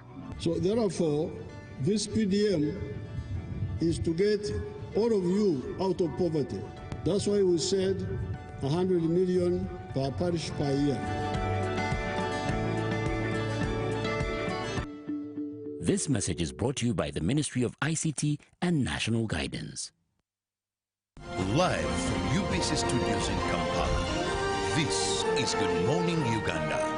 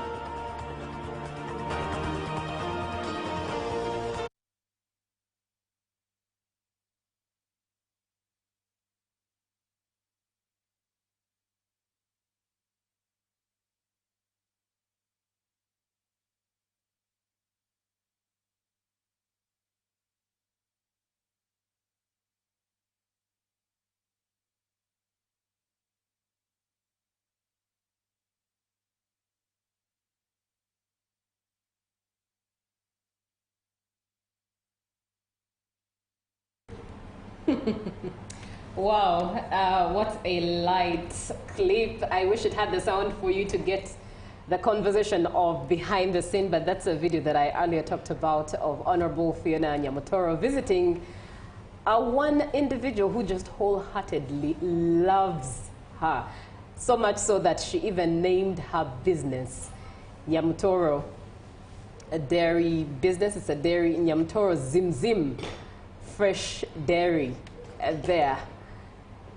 Honorable Nyamutoro paid her a visit, a surprise visit. At that, you can tell that she was not expecting her visit at all, at all, at all. Oh, what a love for an individual. And indeed, we do hope that great things should shine for her, but also appreciate for one to love someone just like that. It's a lot of love. And it's one that ought to be felt and worth an experience for every individual. Well, it's Good Morning Uganda. This is Friday. Thank God it is a Friday. But let's talk about money. And this morning we are talking a lot of money in line with financial inclusion and the financial ombudsman. Now, my name is Julie F. Nantaba. If you have any question, opinion, or idea, or anything to contribute to the show as to what the conversation we are having in just a bit, 0709602592. In studio with me is Dr. Theopista Sechiton Tale. She is fondly known as Mama Theo, and she is a distinguished Ugandan banker, social entrepreneur, philanthropist, and a leading advocate for women's financial inclusion and consumer protection with over 2 decades of experience in the banking and non-profit advancing economy, justice, gender equality, and responsible finance across Africa. Now, she is going to talk to us about the financial ombudsman. And by the way, Nidai also mentioned that she heads the Nshuti Financial Advisory Center. We're looking at what the background of this is, why it's important, how you can benefit, and also talk about loans, by the way. Why is it that many Ugandans are failing to pay their loans? 0709602592. Good morning, Mama Theo. Good morning. Yeah, so happy to be here again. Right, Yeah. An honor to have you indeed, and on matters that are empowering us in regards to our money. One thing you have to know, without money you are voiceless. Wow, that's profound. I Yeah. cannot add to that. Without money, you are voiceless. Irrespective of what level, what gender, what social class. When you have money, you can even be called Muzei old man when you are 24. True. Yeah. Wow, let's start off with a background to what Nshuti Financial Advisory Center is. Okay, Nshuti, first of all, before I say what Nshuti is, I just want to use this opportunity to thank the Permanent Secretary so much and his team at the Minister of Finance for believing in us. He has been very instrumental. Wherever he goes, before he closes, he'll talk about Nshuti because he knows clearly that this was a well-researched, thought-about intervention. And definitely the head of financial services, the commissioner, Mr. Moses Ogwapus, the chief economist, Mr. Andanaba, and the rest of the team. This has been back and forth for over 2 years, but they have never gotten tired until when now the baby is born and is now running. So for the sake of the people watching, I know that Nshuti has been in the faces of so many Ugandans, but at a certain level. And as we discussed today, I'll tell you that we are going to have a serious rollout plan so that every Ugandan, irrespective of where they are, they get to know about what we do. So Nshuti Financial Advisory Center was born out of a research that was conducted in this country. I have a background of a banker. I've worked in the bank, designed the products, birthed interventions, especially to address women needs. And I am so grateful to you and women and the Swedish Embassy for sponsoring the survey or the research. And what I love about this research, it was cross-sectional. It moved from Barara to Mbale to Kampala to Rengo to Masaka. So the information we found is what informed the birth of Nshuti. But it was also a question that the PS kept asking. In every country that has advanced when it comes to centering about the people's needs, they have what we call financial ombudsmen. Why? Because they are non-partisan. They will not advise the customer because they want they have an interest in how much they are going to make. Just like doctors or lawyers, they are a necessary step for people to make informed decisions. So this survey we did came up with very funny, unbelievable findings. And one of them that scared us, and I remember the PSA still looking like, was even people like you, even people who are doctors, people working in corporate companies, had secured credit facilities, but they didn't know which credit facility, which type, other than what they took, but they never read what they signed for. That is very scary. They never read the documents. Yeah, so you are in a contract, you are supposed to pay a certain amount of money, you have obligations in there, you have rights, but you don't know what your obligations are as a consumer of financial products, and you don't know what your rights are. That's a disaster. Because in any relationship, in any contract you enter, I always teach finance relating to marriage. And this is what I want Ugandans to know. For every relationship, for every commitment, it is important you get to know your obligation and rights before you enter it. So that's what Inshuti does.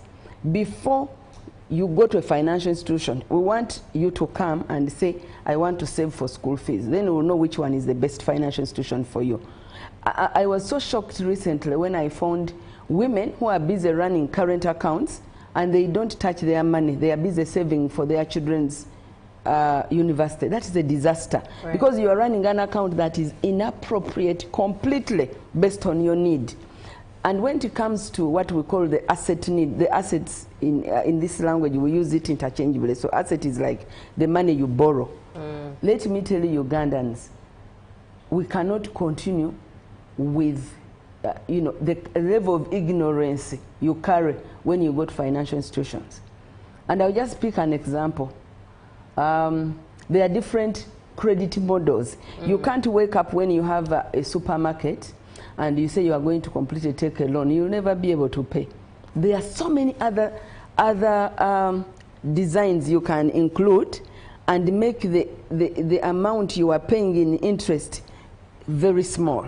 For instance, there are so many items you can use through a letter of credit, which is far much cheaper. There is an amount you can use in an ordinary overdraft. And there are so many others, people who are from the finance know. So what we are trying to say is, don't just commit yourself. Seek help. For the first 12 months, we are not going to charge.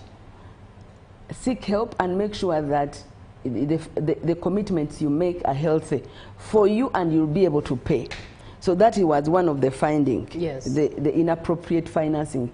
And it was very annoying. And then the fact that Ugandans don't read. I want to tell people, when they give you that offer letter, it has validity days. I have ladies who say that when they called me that I had been given the money, all I wanted is just to append my signature. And then in their ignorance, they thought they cannot go out with that letter. So Ugandans have to know that most of them have like 14 days, 10 days. You can even ask for extension and say, I'm still thinking about it. Because once you append, you are committing. So that is another thing that we really have to work on. Get that offer letter, bring it to me. I'll tell you here you can negotiate, here they can reduce, here you can change the model of lending. This is not the right offer for you. Then the other finding, and I don't want financial institutions to get angry, what we call over-collateralization. I want to make this clear. Everywhere in the world, land adds on value, it appreciates. So if you give me money for 5 years and my property is 100 million, there is no way you can sell it at 70 million. Because after 5 years it has, and there's a formula we use. Now, we found out from our survey that some financial institutions, not all, had over-collateralized borrowers. So, one of the cases we dealt with, the person wanted 700 million, but they took property almost 2 billion. Let me tell you the danger of this, because that also includes the cost of funding itself. Because remember, they will value the properties, which is a cost, yeah? They will register the mortgages, which is a cost. So by the time you get 700 million, you have spent 72 million. So are we in business here? We can't. So we are appealing to financial institutions. When you are taking collateral from these borrowers, be reasonable. And when it comes to people who have defaulted, please do it as if you are doing it to your own parent or to your own self. Go back and say what are the different interventions we can do before we arrive at the final sale. So that's what Inshuti is going to say. Bring fairness in the space of finance. Right. If you're just joining us, we are having a conversation with Dr. Theopista Sechito Ntale, sorry. And she is taking us to school. properly taking us to school. As Ugandans, one, indeed, we don't love to read, but it's important that you read. Did you know that before you get into any obligation or right, you have to first understand what that contract holds? Before you get, rather, you have to know your obligation and your right before you get into that particular contract. Many times we just append before we know what our obligations are and what our rights are and how we can even counter offer in case there's a chance to. 0709602592. And Dr. Theopista Sechito heads Nshuti Financial Advisory Center that provides solutions to that before you pen your signature on that document. Visit her so that she helps you make an informed decision. Let me read a comment that's coming in. Hello, Nshuti. Okay, Nshuti is Kinyarwanda for Uganda. For Uganda, please change it to Mukwano or Rafiki. Well, East Africa, we're all Africans. That has come up a lot. It's still okay. If you ask me, it's still okay. It's, well, that's my personal opinion. But I perhaps maybe would allow Dr. Theopista to speak. Actually, I remember when I went to Gulu to Theopande, that was the first thing he asked. He said, Theopista, why Nshuti? People have to know, and maybe I can also talk about that when it comes to you know, registration of names and what. The good thing we are doing it together with the Minister of Finance. I think we sent over 11 names, and each name we sent, somehow URSB had a reason to decline it. Yes, and I'm grateful to one of my staff. She's called Walda Katende. The good thing, she's an Acholi. She's the one who came up with that. Because Nshuti means friend. And we wanted to bring out this element so that people know that we are friendly. Because we tried Mukwano and they told us it was oversubscribed. Indeed. Yes. Indeed. Indeed. And I think language, if you ask me, it's a thing of roots, identity, but at the same time, it brings us together. You want to know, Nshuti, what does it mean? And when you find out that it's friends, it encourages you to engage the more. Now, Dr. Theopista, let's look at, well, you've painted at the background, you've painted on the background, rather, of Nshuti Financial Advisory Center, which indeed has a lot of benefits.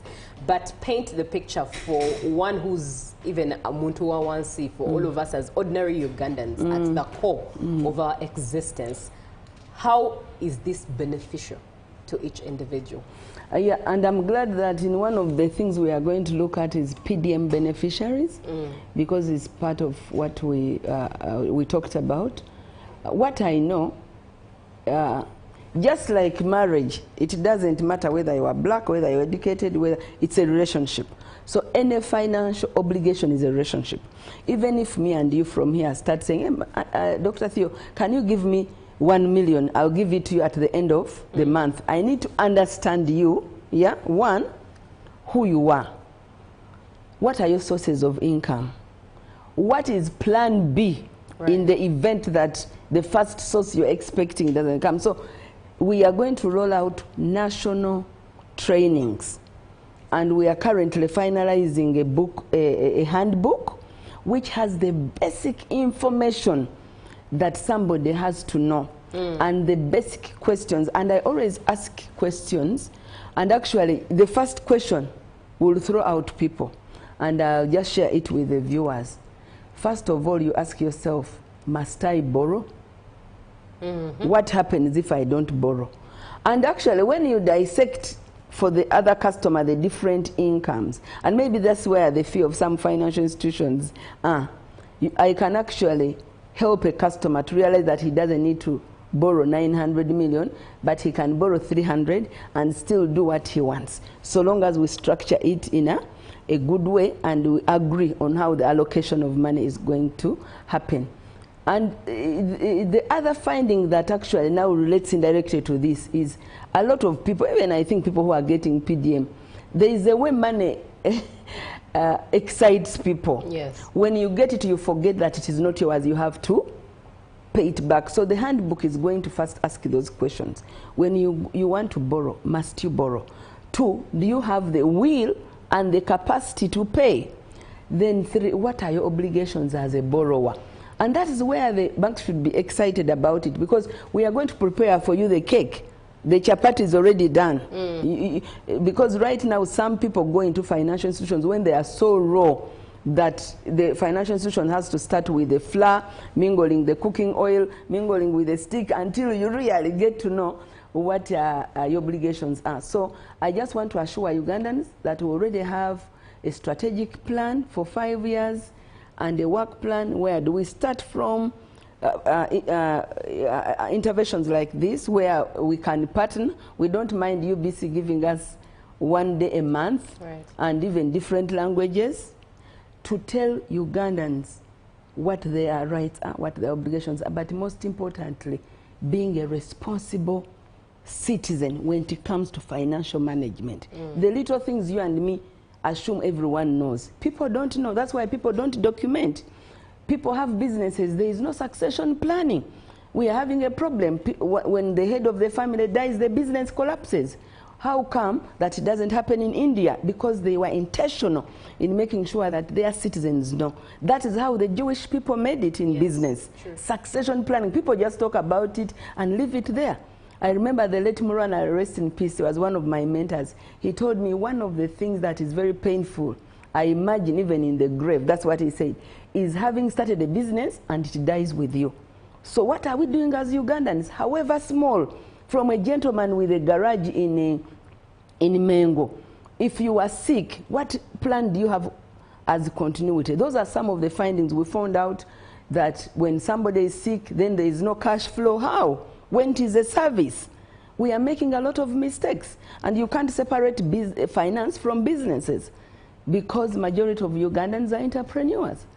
Indeed. Now, this conversation, ideally, I'm taken up, and I'd love for it to continue, but also time is against us.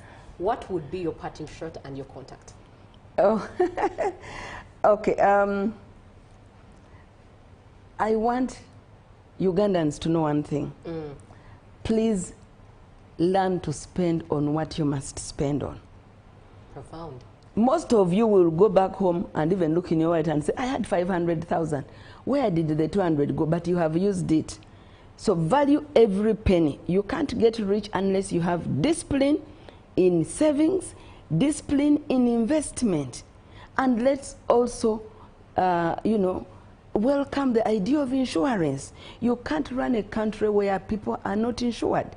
From health, from these platforms people are creating, like, the investment platforms for money.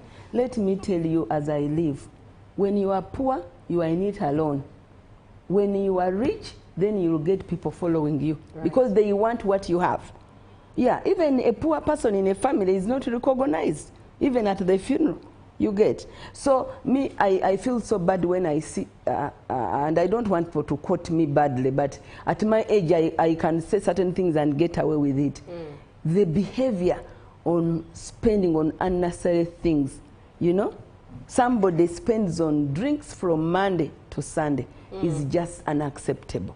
Let people learn to save, let people learn to invest, and lastly, let people learn to have collective investments. When you are many, the accumulation is very fast. Don't be selfish. Most of these countries you are looking up to collectively save. That's why investment clubs are good. That's why circles are good. That's why, and we have a circle for the people in the corporate world called the Kampala Corporate Women. Call me on 0772 44 7467.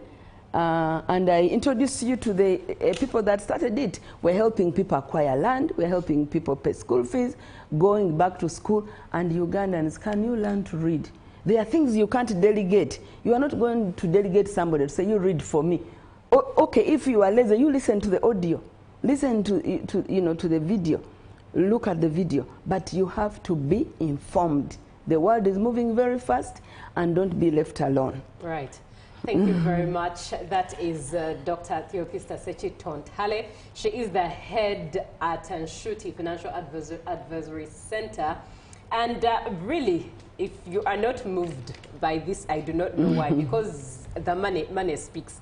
One of the things she has, quotes that I've picked from her, if you have no money, you have no voice. and learn to spend on what you must spend on. For me, those are take-homes. But let me read a comment that's coming through. Hello, good morning, Uganda. I'm excited to learn about the birth of Nshuti Financial Consumer Advisory Center. I hope together we can plan to apply our consumer protection during the coming World Consumer Rights Day, due on 15th March 2026. I'm Dan Malon from Uganda Consumer Action Network. You can. And another comment coming through says, moderator, thank you, and thank you to Doctor for that statement that a poor man is not even recognized in the funeral or even a village meeting. Oh my goodness, Dr. Theophista, indeed we need to have you back because we need to have a laugh, but also while laughing, learn the hard way about how we are using our money. For now, that's it. John is coming through with some entertainment vibes on Good Morning Uganda. Good morning. UBC Studios in Kampala. This is Good Morning Uganda. Pick of the day on UBC. One-on-one with Michael Jordan Lukomwa. A weekly face-to-face conversation focusing on accountability, inspiration, information, and sensitization of the public from the various sources, such as inspirational profiles. Having a disability is not inability. Every Friday, 9 p.m., it's one-on-one with Michael Jordan Lukomwa. Don't you see anywhere that you would give a credit in the fight against COVID? My role as the owner of the country is not to, be preoccupied by giving credit to my servant. We have said that if we are to talk to General Museveni, there must be certain conditions in place. Is it true that you paid 5 million shillings to MPs that voted for? Was brought to you by. I'll call you every day, yeah, yo, baby, don't know. You can now get all the Chibuzi out with MTN voice bundles. Call all networks Kubei Dondoro. Buy a 25-minute voice bundle for only 1,000, or buy any daily voice bundle of your choice. Dial *100 *21 hash and select daily, or use the My MTN app. When we talk together, we are unstoppable.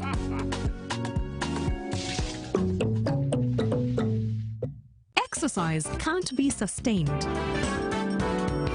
Eating can't be stopped. It's even harder to lose weight. Come and give it a try. Genshikang L-carnitine chromium capsules, plant extract, scientific ratio, take 3 capsules each time. The active ingredient accelerates fat burning,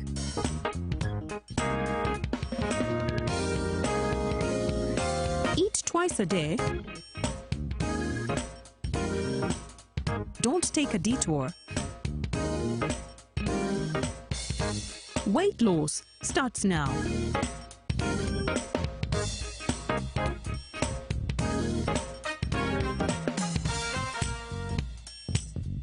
Genshikang L-carnitine with chromium capsules helps you stay in shape. Please follow medical advice when taking this product. For more information, visit our website www.hgo.com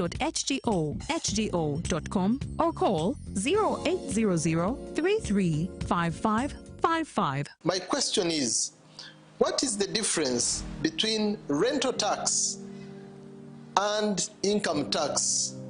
How comes I'm paying both taxes on my own premises? If you want to have a tin, but you are not making any income from your business, you should take on the obligation to continue filing your nil return. Commissioner General, to invest in taxation. When people understand taxes and they know the importance of taxes and they know the fair assessment of these taxes they're supposed to pay, I think everybody will embrace taxation. As banning groupage cargo clearance protects small traders who cannot afford to import full container loads individually and rely on consolidation to remain competitive. Cargo to come in groupage is consolidation, it's legitimate, and we can't ban it. What we have banned, or what we have stopped, is the use of container leaders. Now, Fiona, the good news I have for you is that among the new tax proposals, Now, you can get direct answers. Send your tax-related questions via WhatsApp or SMS to 0790-141-887, and the Commissioner General of URA, John Musinguzi, will personally address them. Tune in to UBC News Tonight every Monday and Wednesday for expert insights and clear explanations. Booza Commissioner. I don't settle for the surface. I go deeper. At UBC News Tonight, we unpack the story behind the story. We don't chase for views. We pursue facts. The election, the economy, the promises made, and those kept. We ask, we check, we verify. Because the truth should never be a mystery.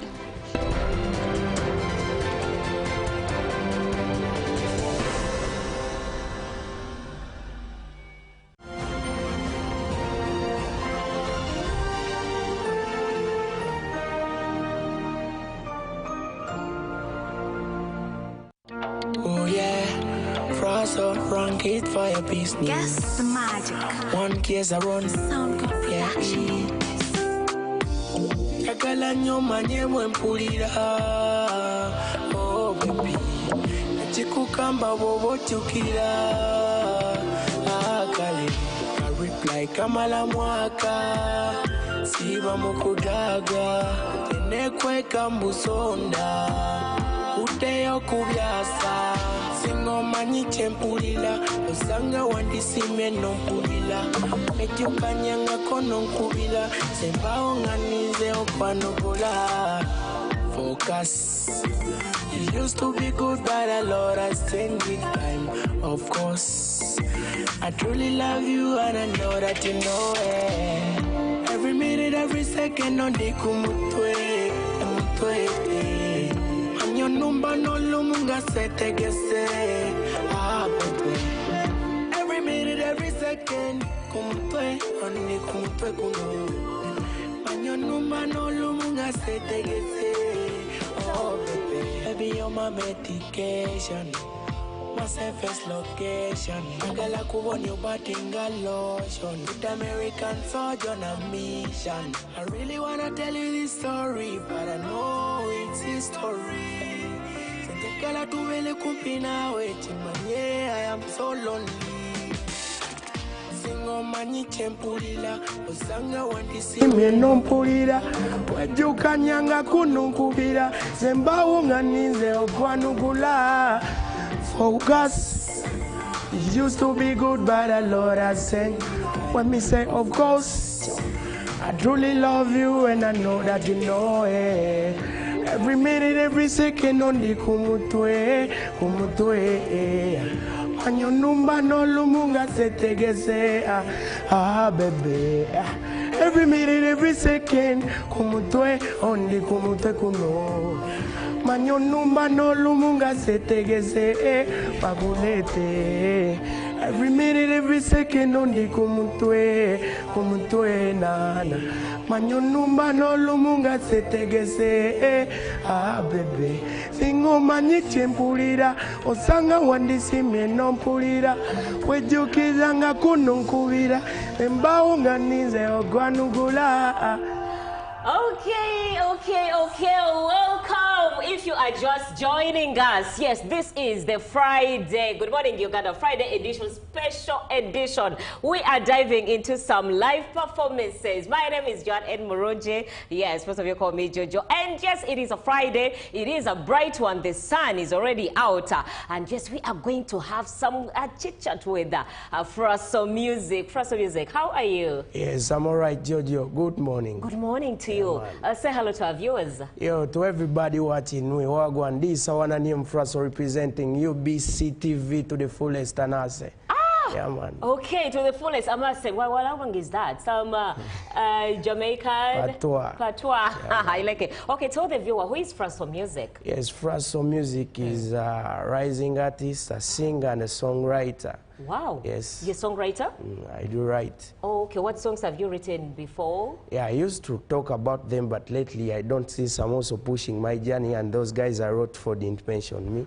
So I prefer to do it my way lately. Okay. Did you pen down that song, Kumutwe, that we've just started with? I write my music and I write for other artists. Okay. And so when did you begin singing? I began singing, I think basically after my O-level, 2 years back. You just fresh from school? Sure. 2 years back you started singing. What inspired you, or who inspired you to start music? Moses Radio inspired my creativity. Then as I grew up, I saw Dr. Brainerd.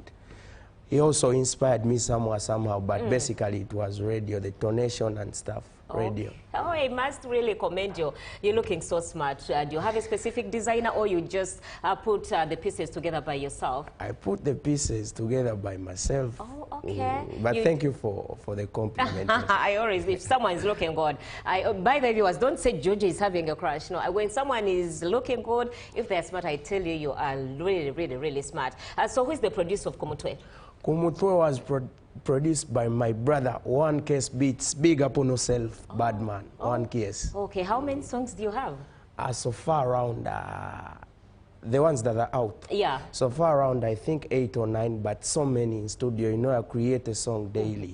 Yeah. And so all these songs, are you the one penning down the lyrics, or you get some other people to write for you? No, I write for myself. Yeah, because I don't think I should be written for, maybe some other time later, but my head is still... Why no? Because we've seen writers, Cinderella Sanyo, the King herself is also a songwriter, but she also gets other people to write for her for the change. For example, this See You Tonight, it was written by Moses. I think you can also explore different writers for a change, maybe in the lyric. Maybe with time, but so far I think we're good to go. Okay. Yeah. Are you under any management? Yes, big up to LMS Kampala. Okay. Those are the guys lifting me up lately. Okay. That's why you're seeing us drip this really. Drip. These guys are doing it lately so good. So big up on yourself, one Uncle J. Okay. J Norton Production, LMS, yeah man, fire. Okay, let's have a look at what Fraso Music does when he is on set in regards to music. Bang, ja, Fraso and dying. One case beat. Baby, I miss you so much more than money Can buy. Kusabasala ketiro, I miss a hola, Zemulindwa de, Etiuva, Lu talented de. Balame, Agaya Yoku Kwediza, if loving you is a mistake, then leaving you is a bigger miss. Natali beta mupi mistake over. Mangu, yeah, Zemulin Chadjukira, Kujukira. Chimanye chajukira, ujukira, bijukira. Every time I remember, baby, and every moment I recall.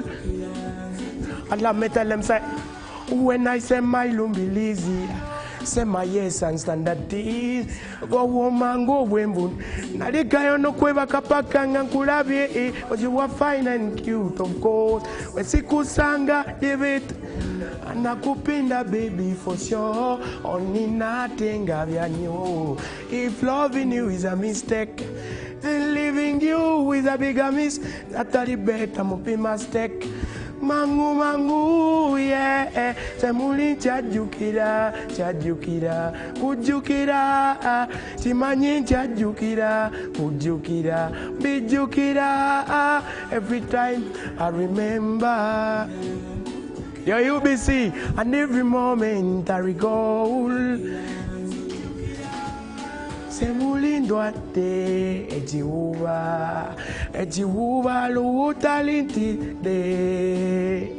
Agaya yoku kwediza, when I say my love easy, say my yes and standard teas. A woman go when wundizi, nalikayo no kwe pakapakanga, yo. Baby, I miss you so much more than money can buy. Kuzabazala ketiro. Fura so bad. New project for Chaya we mash. Cho ekibiriti ne butirika akaliro woli kabera kakwata bang. Be emergency kunkula you make me banana ngokanya. Wasuzuta gwatuse birutu, sorry that I didn't tell you. Buli wenkulaba bwentyo nsanuka omukono ngujja bwoba ng'olina ekibuuzo I money flow so fast. Bang! Sirina mutyezo nze bwe nkikola bwetu LMS cho did you know Nkuchayo no. Nkuchayo na every day I tell you say we go Dubai for holiday. We are Mugamba. Akakanira wo baby, tofa kuba confusing. Our the demand way. You got a softy body, jenaringani. Omkwano gumpa gwembantawa, nenchankwe yunira. Aho muchifuba chunze nenkwa. Yo, sagala nkubira kyase wawulira ngofunye mu emergency ndibera wo bimala. There's something about you baby.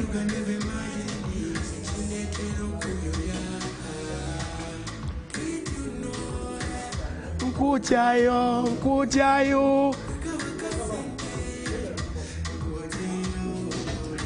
every day we go Dubai for holiday.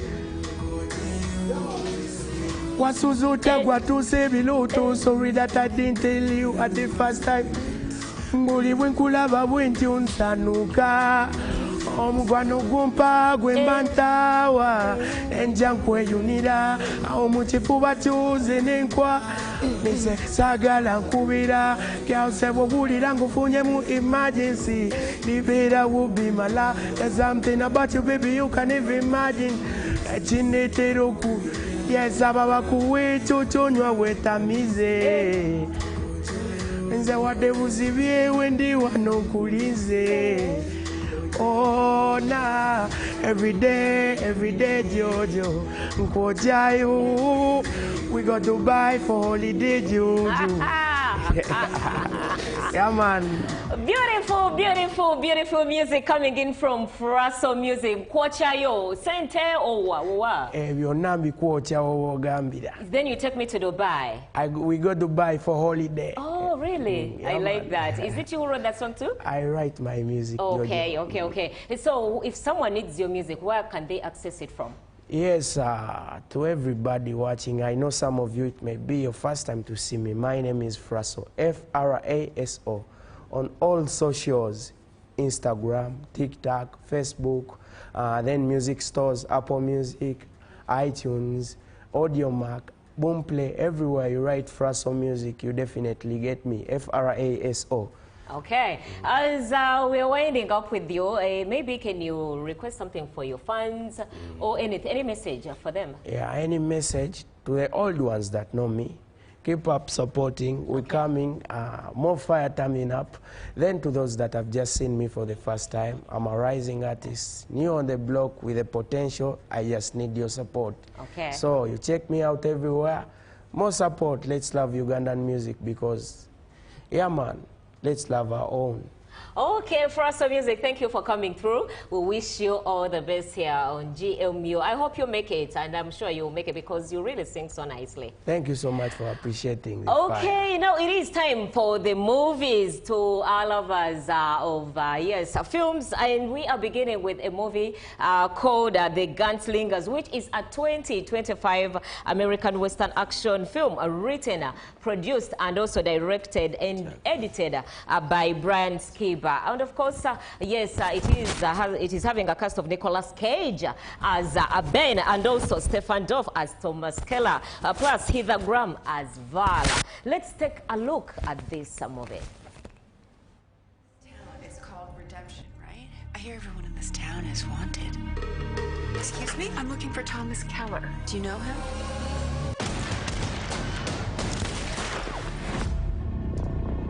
I am looking for a man named Thomas Keller. Wanted for the murder of Jess Rockefeller in New York City. He's wanted dead or alive. My life ain't worth spit. I want what's mine. My town. My rules.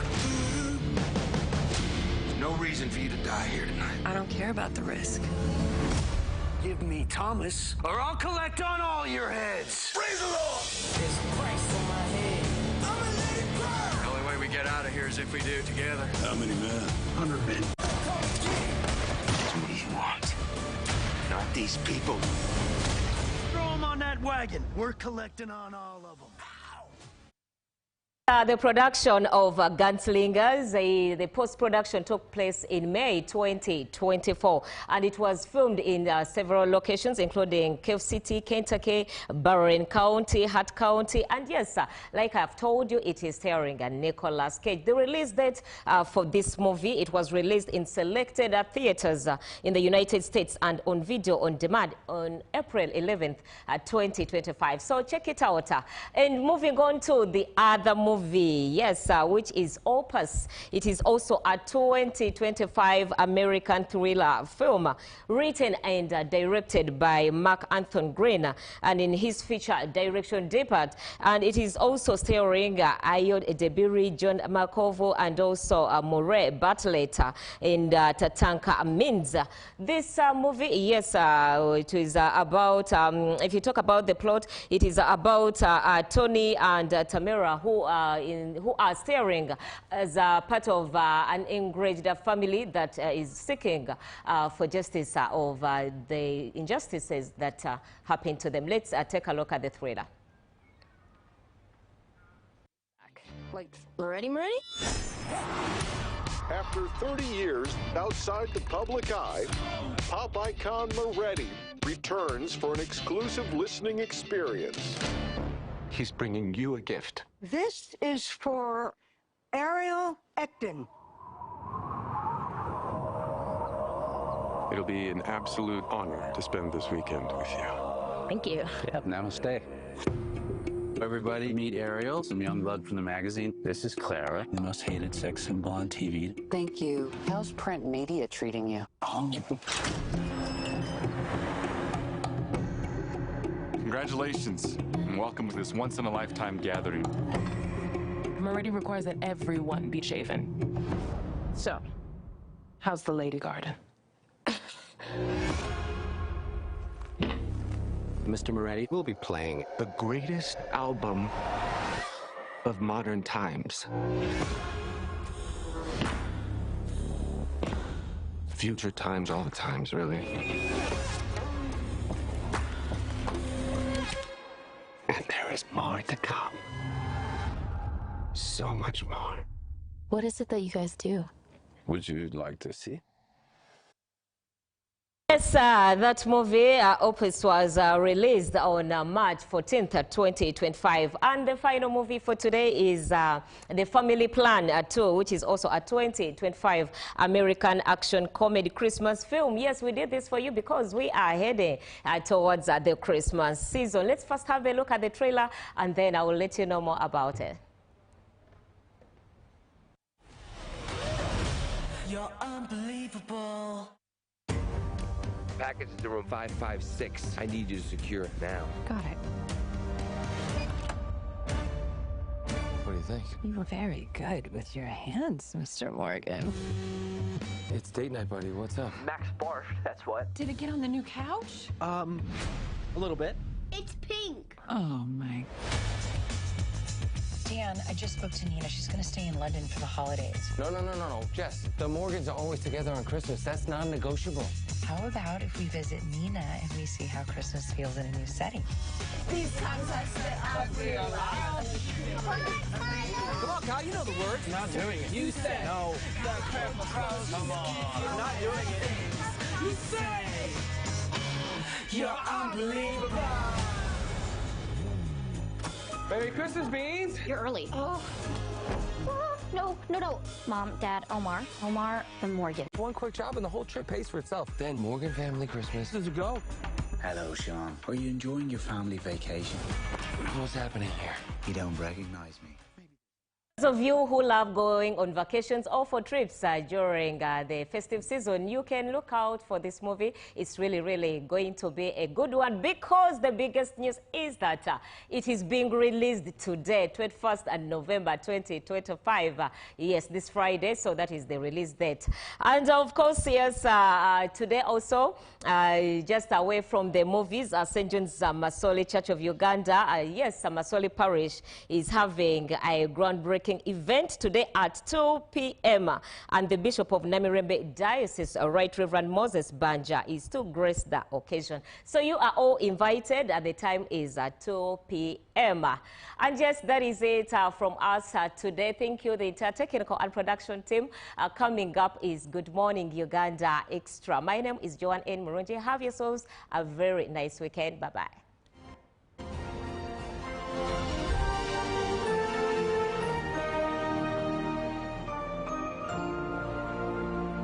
Exercise can't be sustained.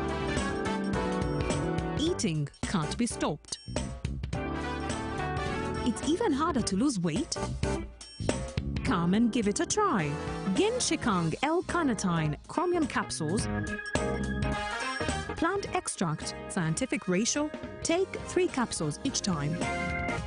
The active ingredient,